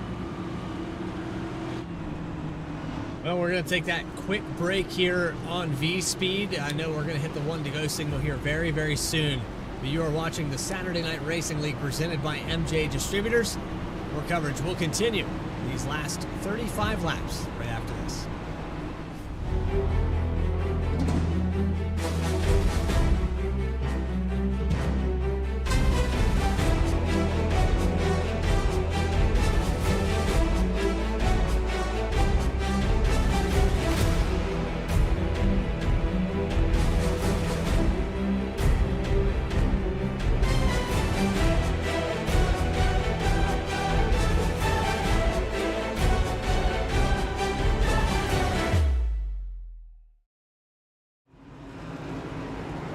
Back here live from Texas Motor Speedway, live on VSPEED. The Saturday Night Racing League has put on a phenomenal show thus far. It's Ben Baffert who's led the vast majority of laps here today. 94 led out of 103 completed. Across the stripe for another restart. If you're just joining us, we've had 5 cautions, but only 1 lead change. The new configuration in the Lone Star State. Bradley Cooper and Connor Horn up in the broadcast booth here tonight as we get set to go back green. I think it's about to get even more interesting as we have under 40 laps to go. Bailey Turner, not a good restart, and he's going to lose spots. Alec Martinez back to P2. It's just, there's nothing you can do about it when you got 2 teammates timing it for each other. You're not going to be able to do anything about them. You got to get Martinez off of row number 2, then it becomes an even race. Otherwise, that's going to continue to happen every time, no matter how many times Bailey Turner is going to pass the 43 back. They're going to get a restart. If they get a restart, it's just going to swap positions once again. That was definitely the case there.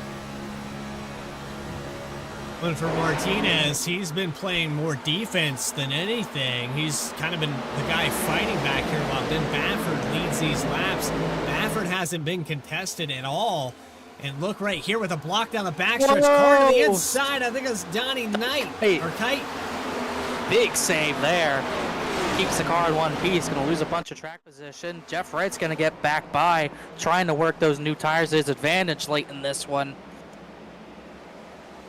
What a slide that was. Late out of turn number 2 as well. That was very late. Very close to the inside wall, but kept it in one piece. As we go back live, they're side by side for a second at the front. Turner trying to make that inside line work, but it's so hard to make that pass without any room to slide up.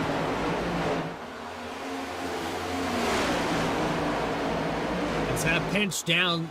Bailey Turner not as affected by it. It's got his left rear right here. He can just dive it hard into turn number 2, or turn number 1, he could get it, but not quite able to do it. They're going to be side by side, dead even at a 2. And here comes Andrew Telganoff looking for a spot here. Telganoff at the highest position of this race, now up to 4th. Somebody told this guy there's less than 35 to go. He's going to push the issue. So's Kenny Kibbe. This is the furthest up he's been the entire race. Gotta wonder, though, are we driving too hard? I mean, probably, but they don't care. Yeah, this is just 35 to go. You know who's pushing too hard? Ben Baffert. I mean, the side by side, he's gone. And they're getting closer and closer to roughing each other up at this point in the race. Who does Telganoff go with? Can he make a 3rd lane as well? He didn't really have enough of a run to do anything there. He's just kind of watching these 2 fight at this point. He's going to get right for the rear. He's going to shove the 24. This could help Turner, but Turner's got to really fire it into turn number 1 if he wants this pass done, but he's not going to do it. And now we're 2 by 2. This is great stuff. There's a car way high in turn number 1, but I think that's actually a real line Brian Hennings is trying. This is incredible action. Second on back. He had a run there on the backstretch. We'll stay side by side with the 57 of Dakota Floyd. Dakota Floyd has dialed it back a lot. You saw a lot of contact with him. Hennings in the wall off of 4. While Martinez got the 15. Yeah, Martinez got the push from Telganoff, so he's going to keep 2nd. Telganoff's going to go for 3rd. Angel Horonis is looking way higher than everyone else, trying to get some run off the corner, and Telganoff's going to look for 3rd here. Martinez trying to manage the draft between the 2, trying to keep them side by side, which would benefit him. Huge pinch from the 11. Coca-Cola v. FedEx. Maybe you can ship Coca-Cola with FedEx, but you usually wouldn't. Big run for Telganoff. Big run for Telganoff. He's got the push from the 14 of Kibbe. Kibbe's going to look for the clean air in the middle of the racetrack. Romes is going to continue to go to the way higher line. And he's almost got the outside of Kibbe. They're almost 3 wide. This could be tight. But Kibbe clear Josh Adams there. I think the 6 there of Adams kind of just let out of it. He didn't want any part of that.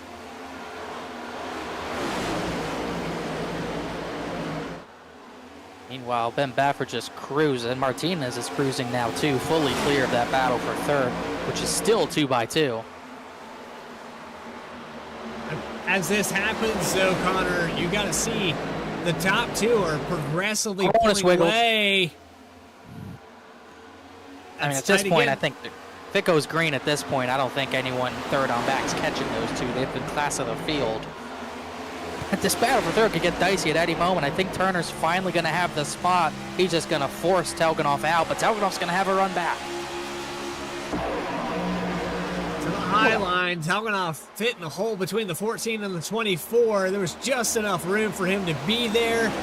Into 1 and 2 on the high line. It looks like the 11's going to prevail. If I'm Bailey Turner there, I'm shutting the high line down the front stretch and forcing him low. If you think you just get the run off of turn number 2, you can get the spot, but now he's going to lose it back. Don't know why he didn't defend that. Meanwhile, Horonis is starting to struggle running that higher line. It's a tight squeeze, 3 wide back there for the 7th position. Here comes James Lehman to the middle. Jeff Wright on fresh tires. He restarted 24th. He's up to 10th. 4 wide. Look at this. They're 4 wide off of turn number 2, excuse me. Horonis is going to win that battle, but Jeff Wright might get 2 of them here.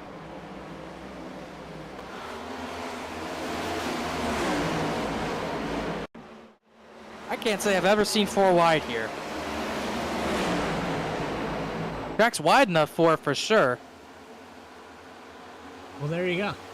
You've seen it now. First. That looked like Brian Carwell saying, okay, I need to finish this race. You guys can do that. I don't think he wanted any part of that. That benefited Jeff Wright, though. I did not think the fresh tires would work this well, but he is almost into the top 5. I could say this, though, with the fresh tires, he is driving a little bit harder, and it might wear these things out. It's kind of weird here in the next-gen car where you kind of find this line of slowly braking. It's kind of like breaking in a new engine. You have to slowly work towards that to keep the tires on. But if you just shave these things off, they'll burn up. They'll get so hot that they'll just continuously melt away. But if he can keep this pace up and not wear him out to the point where they'll be even with the drivers who have him pit, he's in a great spot here. The one thing he does not want is a caution. Any caution, the strategy's out the window, and he is in a bad spot. He will fade. Yeah. He needs this to go full to green, as does everyone else who took tires their final set on the last run. Up to 5th, looking for 4th. He has got a huge grip advantage over Bailey Turner. Turner in the wall. Pass might not be too difficult for the 48. In fact, yeah, I was about to say I think Bailey might let him by, and he did. I think Bailey knows the situation. There's no point fighting it. Because if we don't get a caution, Bailey needs to back this car down a little bit and save his stuff. He's got a lot of cars behind him now. At this point in the race, everyone on their final set, we could see 2 tires at some point, so you might want to save your lefts a little bit in case you want to pull that strategy. Telgenov, big slide up ahead. That might have been Telgenov, but Telgenov's kind of pulled away from the 24, and he's got no pressure from Kenny Gibby, so if he wants to save his left sides in case he wants to take 2 in a potential yellow, get that track position advantage, he very well could. As Jeff Wright, every lap I'm looking at the times, he is faster than the drivers ahead of him. Still car in the grass back there. Looks to be Donnie Kite. Keeps it straight as that 48 continues to charge. He's up to 3rd. And this might be the only answer. The 2 cars in front with Ben Baffert and Alec Martinez have been phenomenal all day long. They've led, well, the 42 has led the vast majority of laps now. Put that count at 110 out of 120 that we have started here today. You go deeper in this field, you've got a battle between 19th position, J.R. Shepard, Brian Chambliss, 3 wide with the 23 of Ray Massey. Yeah, that was tight out of turn 4. I was looking at it. They almost wrecked out of turn number 4. They almost tried to do it again into turn number 1, but somehow kept it straight. This is 16th on back. Tyler Dohar and Brian Hennings will battle for that spot. Shepard, Massey, Chambliss, Lakatos, they're all in there. Lakatos has actually recovered well from being laps down. We got a crash check at number 4. It's James Lehman. And James Lehman. He's going to come back into traffic, and this is going to be the caution Jeff Wright did not need. And that might seal the deal for the 48. This will bring everyone to pit road, I think, but I could definitely see some drivers taking 2. Lehman actually got away with that, but the 71's got big damage. It's the 14 on the outside. And the 05 of Lehman is got really loose there, slid up into the 14. Let's go on board with the 12 of Logan Threlkeld on this one. Yeah, kind of been biding his time. Wreck's already pretty much happened, just hasn't triggered a yellow. And then right here, Lehman's gonna lift out of it. Threlkeld didn't really lift up for it. Got some extra positions out of it maybe, but gets on through it. So let's go look one more time here. Ryan Carwile is just an innocent bystander in this. I couldn't quite see what happened here. Got Kibbe and Lehman side by side. Josh Adams in this as well. Looked like Lehman drifted up and put Kibbe in the wall accidentally. Yeah. And like you said, nowhere for Carwile to go. But that looked like Lehman got a little too tight and ran both of them out of room. As that gets settled, green flag pit stops. We haven't gotten those today. Pit stops underway. Jeff Wright stays out. Has no tire sets left. Looks like Tyler Dohar will also stay out. Another driver who probably took his last set. I'm anticipating some 2 tires here. Don't know if it'll be from these two, but I think someone's got to try it. No, it will not be from the 42. It won't be from the 43. I think right now, as far as guys that will gamble on that, I would see probably the 24. Yeah. Oh, wow, shocker. I don't think anyone else did it. I was going to say the 35 might try it because of his situation. Bailey Turner is definitely one of those guys. He wants to get ahead of these two, and if he can get around Jeff Wright quickly, he has a really good shot here at holding these guys off for, 10 laps or so. Problem is, he's going to have to get probably past Tyler Dohar, too. So you got 2 drivers staying out here. Wright, obvious, and Dohar obviously also took his final set. He's out of tires. But Bailey Turner, Lonely Island, I really thought more people would try 2 tires to get track position on a late race restart, but not the case. Well, I'm going to let you pick whoever you want. I think I like where Martinez is going to be personally. I think he's going to restart. I don't know if Bafford's going to be able to get through this traffic as cleanly as Martinez could.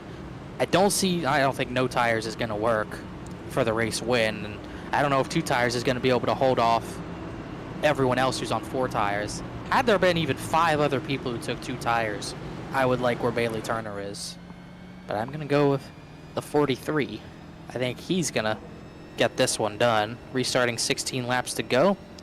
It's Rob Denton. I didn't know you get lights like that flashing yellow for the caution. Yeah. It'd be distracting if it didn't go off, but thankfully it should. Running 28th position. He was caught up in the big crash out of turn number 4, and he's still been repairing damage ever since. We actually had a pretty decent attrition rate. Mark McFadden, Joseph McWhorter, Nick Hapiak, Philip Brewer, Chad Klinger, Oscar Jensen, Joseph Sullivan, all out of this race. Julio Villalobos Jr. as well. 8 drivers out of this one. We have driver cams with Chris Hodges, Caleb Weekly, quite a few people out here tonight, but it's been rather difficult. There's been so much action with so many cars in this racetrack. It's been hard to find a moment for every one of these guys, so I apologize. Keep bringing your cameras back. Of course, we have the RSR and the least amount of incident points. $10 is going to go to that driver every single week. I got to be honest here. I don't think the 2 tires is going to be the call. We'll have to wait and see if Bailey Turner can go back to back. Green flag's out. Here we go. What could be the last restart of the day. Big stack up on that one. Here goes Bafford, got to the bottom. There's a car in the grass. That was Brian Hennings who I think got crunched in that. Caleb Weekly as well off the track. Couldn't really tell what happened there, but it just looked to be some sort of stack up. Weekly stays on the track, but it is a scramble back there as Jeff Wright got the lead, but Bailey Turner's going for it.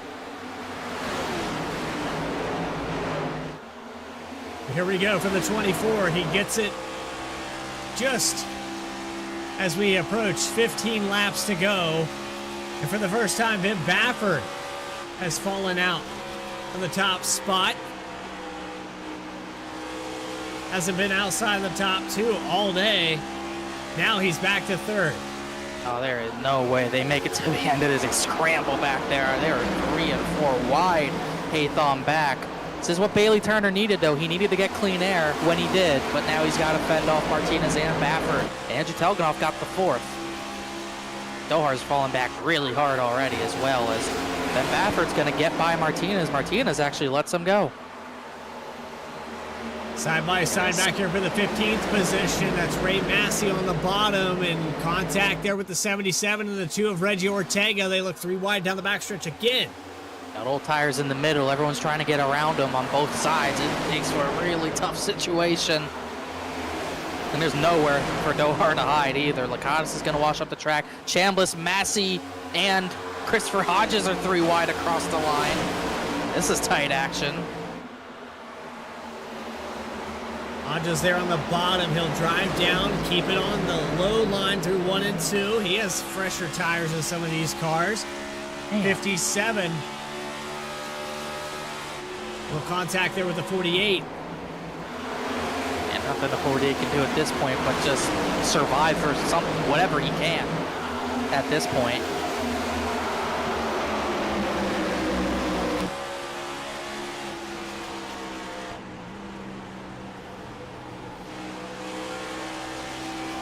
Go on board with Chris Hodges here. Watch him work through this field. 48's losing a lot of time. Real big stack up on the top side with Donnie Kite and Josh Adams. I don't know what happened to Adams. He might have had a speeding penalty. He fell back so far there. Actually, he was in that crash, so he had to repair damage. That's right, but good run. Maybe going bad for the 6. Jeff Wright pretty much just got out of the way of everyone in turns 3 and 4. Meanwhile, Bailey Turner continuing to lead, and Ben Baffert has not been able to close in yet. We're coming to 10 laps of racing to go. Mighty impressed by what the 24 has been able to do on 2 tires. They had roughly 15, 20 laps on that last set. Some of these guys hadn't really came down pit road. This is, you save that last set, but 2 tires to get track position. If another caution comes out, Bailey Turner left sides are not going to work. I think as long as he's in control on a restart, it can be okay. He just needs to make sure he has clean air. If he lets Baffert up in front, it's over because he and Martinez can time it whichever way they want, and he's not going to be able to do anything about it without any help. But here we go, under 10 to go. Baffert, he's going to get pushed by Martinez for sure, regardless of what happens, and that time by, it was about half a tenth faster. 31. Really? Man.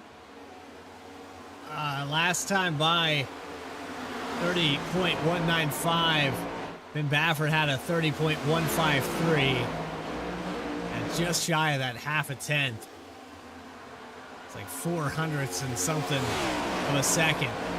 But these two are going to go back and forth. It's been hard to look away.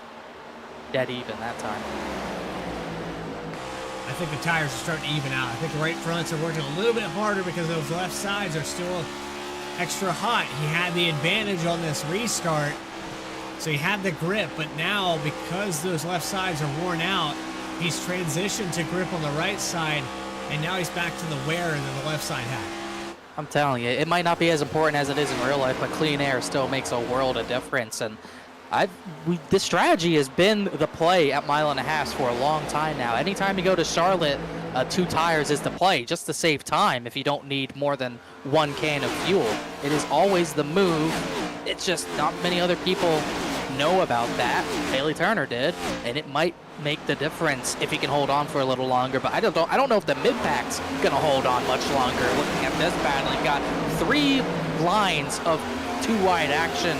Shoemaker, Chambliss, Lakatos, Shinosky, and Kite and Throwkel just stopped battling, but it's not over quite yet. There is everything happening right now as it looks like Bailey Turner's starting to pull away a little bit. Martinez has just been let through by Ben Baffert. Maybe Baffert thinks Martinez has a better shot at the 24. It's on board here with Bryce Shoemaker running in the 17th spot. Is Max Cost in front of him in 16th. It's really interesting how this race has progressed because of the cautions, because everyone's on different tire strategies. Some of these guys that weren't really in the top 20 and all to start this race now have a tremendous advantage, and they're driving way up into the back end of the 63 here.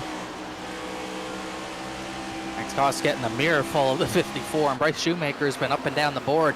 He really hadn't recovered from that speeding penalty. This might be the furthest up he's been since that penalty, in its 17th position. Yeah, Kenny Kibbe in 8th. Stravado's worked his way back up to 7th after the EOL for taking out the 09 of Chad Klinger. But meanwhile, at the front, 4 to go, Alec Martinez took a whole 10th out of that lead. But is there enough time? I think there's enough time, and you see a little mistake there out of 2. He comes down to break the draft, but I think that time out of the exit, you're starting to see maybe a little bit of weakness. Will Ben Baffert, Alec Martinez, anybody capitalize on this? 3 laps to go. Anything that's left, you have to use it here. And he might have to try different lanes if you're Martinez, get out of his dirty air, but he's going to take a maybe higher entrance, but still get into that dirty air. That time by, he was only faster by a few, like 100th, and that's not going to be enough. He is pushing the limits of this track, and I don't know, he might run out of time and tire at this point. Kibbe side by side with Ortega for the 8th position. Still battling in behind Adams and Chambliss for 16th as well. 2 to go. I think Turner made a better call than I would have predicted. I honestly did not think that 2 tires would make that much of a deal, but here comes the 43 now. I think he was hypnotized in the 24. I don't know. He's got, catching him's one thing, passing him is another. We see it all the time. He's trying his hardest. He is pushing out of the corner, almost into the wall, but he gained a good bit there. Baffert hit the wall. We are on the white flag lap. One more time around here in Texas, and I tell you what, this weekend has been great, Connor. I couldn't have asked for a better event. We have Alec Martinez trying to get around. He's in the wall. He's always good for sending it, but it looks like Bailey Turner is going to go back-to-back in season number 4 off of turn 4 for the final time. Bailey Turner is victorious at Texas. The 43 of Martinez is going to lose a spot. Man. He hits his teammate. It's one way to keep second. Big crash there. Wow, for Alec Martinez. He just destroyed Ben Baffert. He took him to the garage area.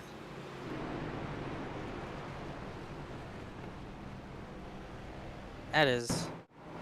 Baffert's got to be upset. Not about that crash, really, but he dominated this race and ends up 3rd. That was Martinez's shot right there. Ran out of room, hit the wall out of turn number 2.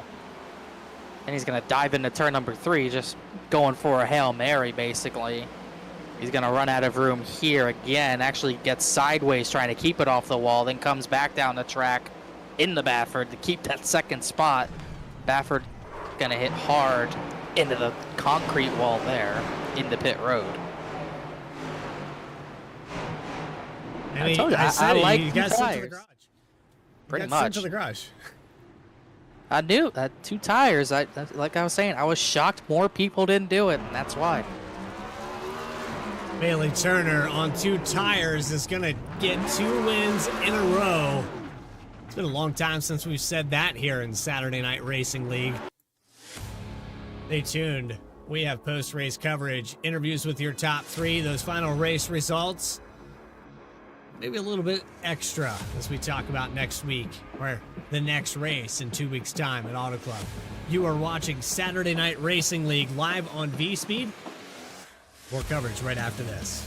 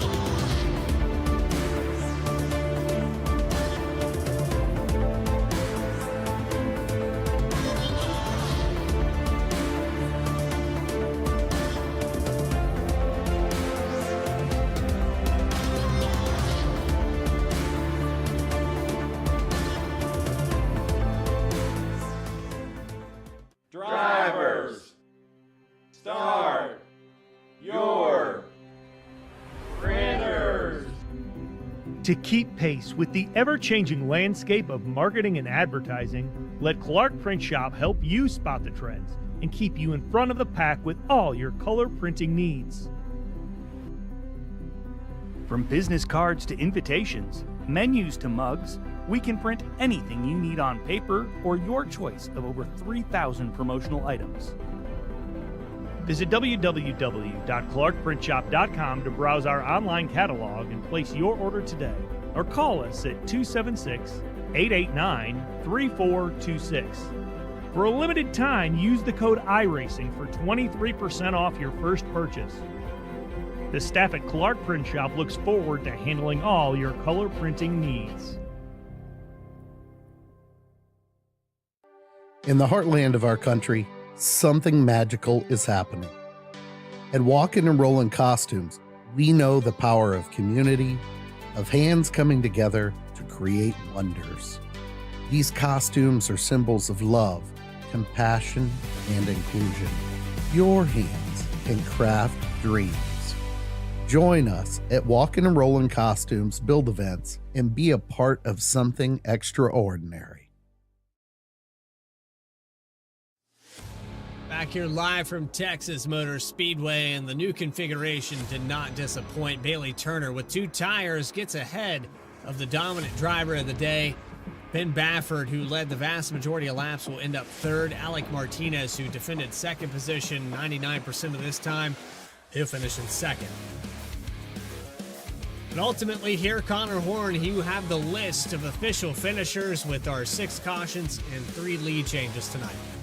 Yeah, really tight race. I think Ben Baffert probably thinks Bailey Turner stole it, and even Bailey Turner might think that. But either way, Bailey Turner wins this race on 2 tires. Alec Martinez gets by Baffert, then even wrecks Baffert accidentally for that second position. Baffert ends up third after leading over 100 laps of this race from starting third. Andrew Telganoff, really good run for him. Started 9th, gets up to the 4th position. We did not talk about Michael Sturgill on that final run. He started all the way in the back, just inside the top 30. He ends up with a 5th place finish. Leandro Horones, same thing. He started 40th and got up to 6th. AJ Stravado had the run-in with Chad Klinger. That will certainly be talked about post-race. He ends up with a 7th place finish for the time being. Reggie Ortega 8th after multiple slides throughout the race. Kenny Kibbe 9th.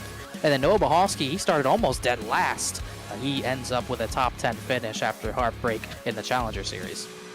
Yeah, this is a great recovery there for Mahalski. He's had a lot of speed, and quite honestly, I'm surprised he hasn't won yet. I know that tonight it got taken away from him. It's just around the corner for the 03. I promise you that. 11th goes to Chris Hodges. Fantastic finish for him in 11th position. 12th spot goes to Dakota Floyd. J.R. Shepard in 13th. 14th will go to Ray Massey. Accidentally clicked the wrong button there. Max Costa, top 15. Then you have Josh Adams, Donnie Kite in 17th. Brian Chambliss, 18th. Casey Lakatos in 19th. And Bryce Shoemaker rounding out your top 20.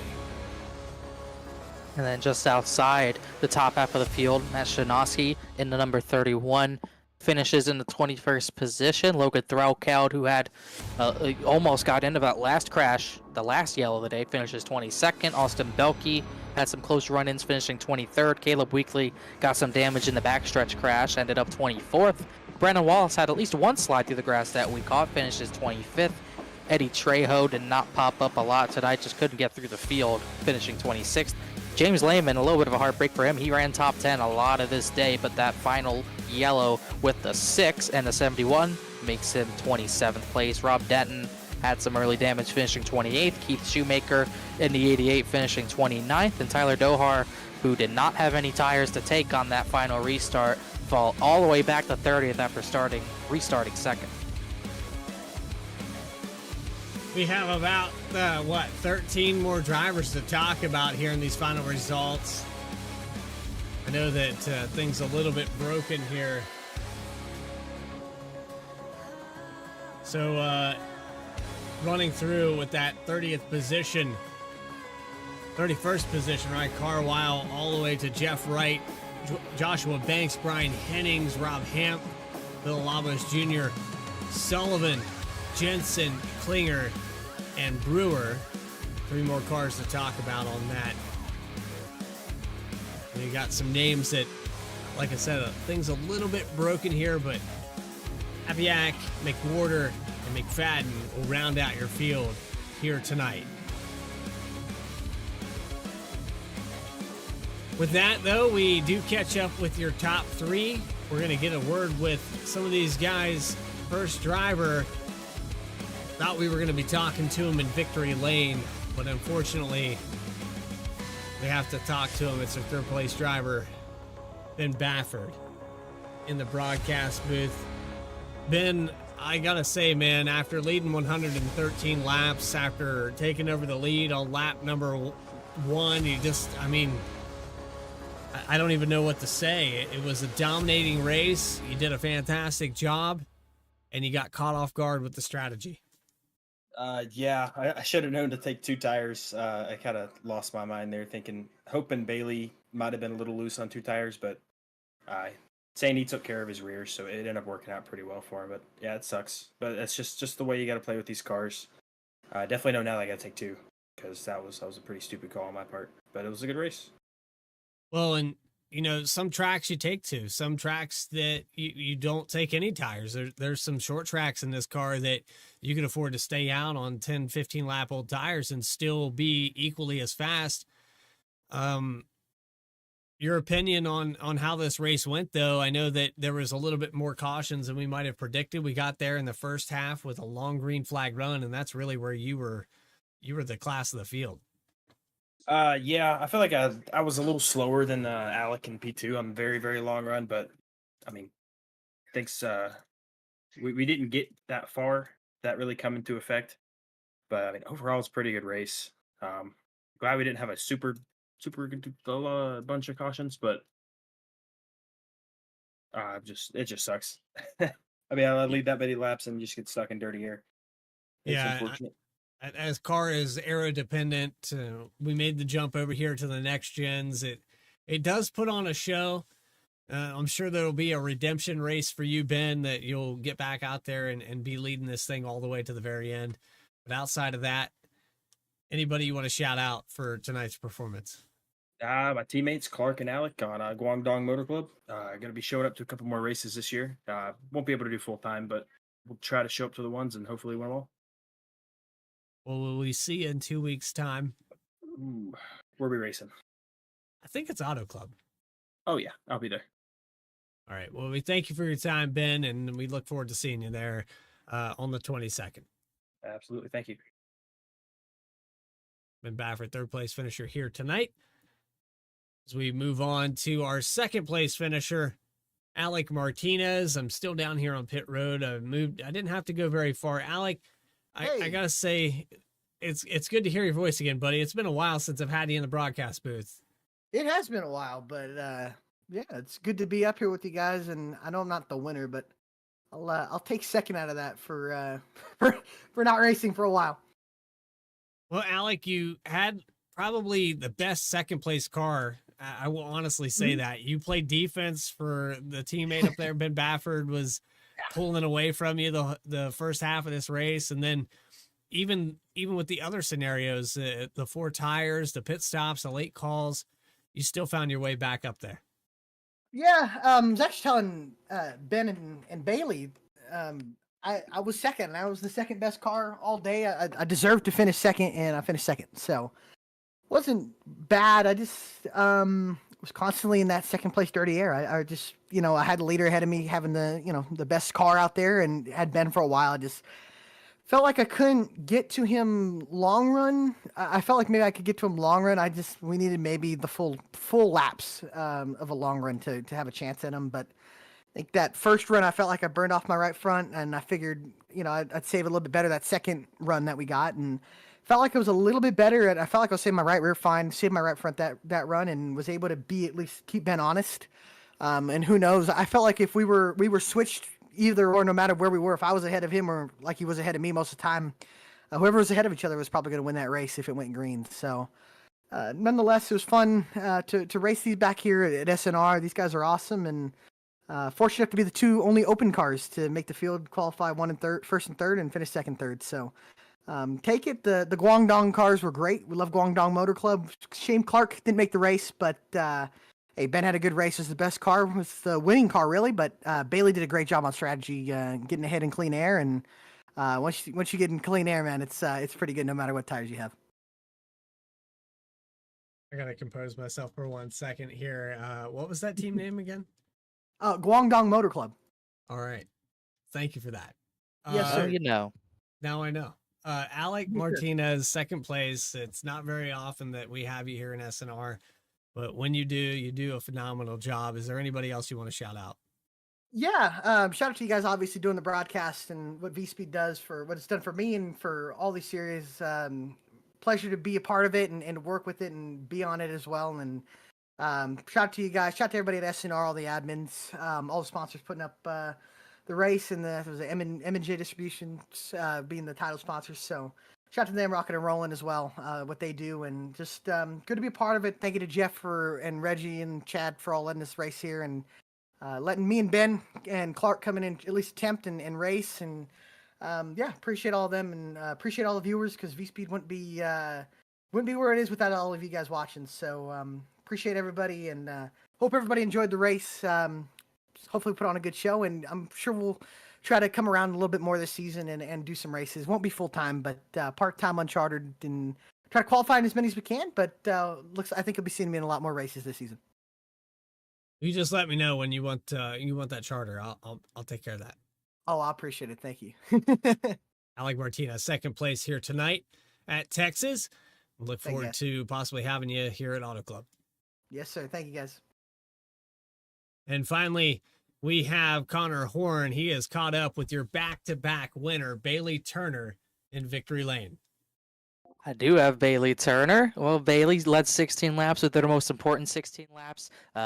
As a race winner, it's the third time I've talked to you in, I guess, a 7-day span. So you've been on a pretty good streak.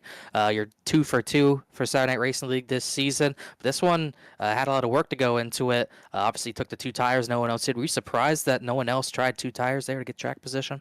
Yeah, a little bit. I mean, I've seen too many of these next gen races come down to the end where somebody takes 2 tires and, you just manage the air enough that, you're able to kind of hold guys off. And, I think if it was only like 1 or 2 more laps, I think I was right at that peak of how long those 2 tires were going to last. But, yeah, like you said, this one was definitely one I had to work for. Definitely sweating a little more over here. Arms are pretty tired, knees weak. What is that? Arm spaghetti, all that kind of stuff. So, definitely a fun race. It's fun kind of coming through the field there and kind of, the handling really came into play and you had to manage your stuff. And it's just nice that, a track like this, I felt like, there was dirty air, but you were able to still kind of take things into your own hands and kind of manage your stuff for a run. And really, I feel like skill comes into play more so than, say, the Xfinity car where you're kind of just stuck following a guy and heat up your tires and you're done. So, like I said, great race. Yeah, definitely a great race. You were at the front pretty much the entire time and didn't have Adam Cabot to work with you this week like you did last week. And obviously 42 and 43 on restarts especially were working well together. How frustrating is that as an individual driver when you really don't have that extra help? You just kind of looked helpless on the restarts. How frustrating is that to get through? Yeah, those were some what we call Discord restarts for sure. It was, even when you think you get a good launch, they're clear of you by turn 1, both of them. So they were playing the restart games. Like, I mean, you're supposed, I don't blame them. They're teammates, and you're doing what you got to do to kind of help your teammates out and manage a race.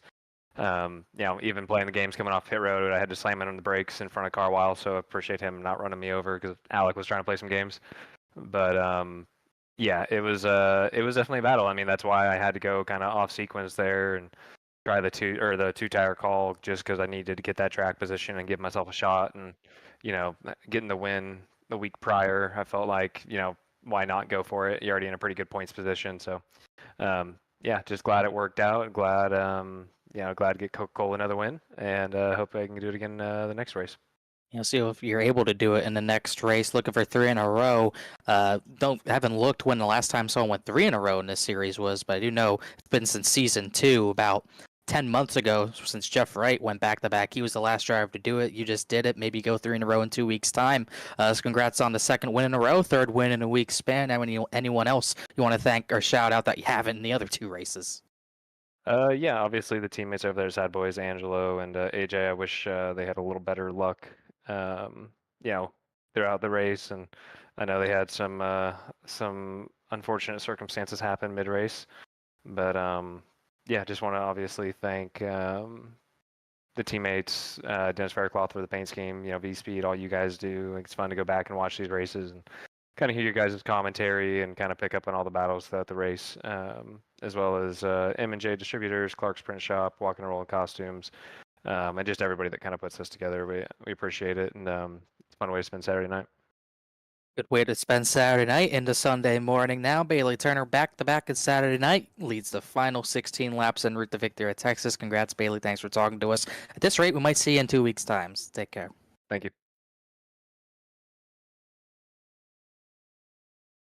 There you go. That's your race winner, Bailey Turner. And I just want to say that's got to be part of the soundboard here. I believe he called it arm spaghetti. It was arm spaghetti, yeah. Close enough.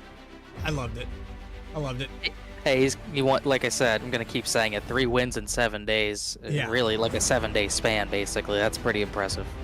It's incredible here for Bailey Turner. He is on a clinic. He is ready to go. Alec Martinez and Ben Bafford get a top 3, and maybe for Ben Bafford, not the race finish that he deserved. We still have another race coming up here, Connor, next week. We're going to a track that doesn't exist anymore, but in my heart, it still exists. It's one of my favorite places to go. Probably the fastest racetrack that we'll see all season long in these next-gen cars.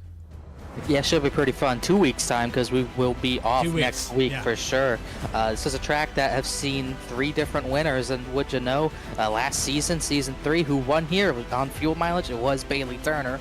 Jeffrey and McWhorter, former series champions, have won at this track as well, but all in different cars than the Cup cars, so that should be pretty fun next week. Obviously, the Challenger Series should be entertaining a few hours before the main series, but that main series should provide great action. If there's one track the next-gen cars race well at, it's Auto Club. Shame it's not on the real schedule anymore, but that should be a lot of fun.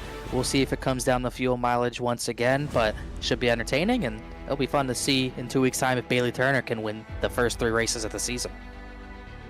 For everybody here at VSPEED that helped put this together, Connor Horn, I'd like to thank you for being in the broadcast booth with me all season long. Adam Baker for doing the graphics, all the things in the background, and our other producers, Eddie Smith, Morgan Cook, Logan Threlkeld, DJ Lyon, and Christian Hill. This is Bradley Cooper saying so long from Texas. We'll see you in 2 weeks at Auto Club.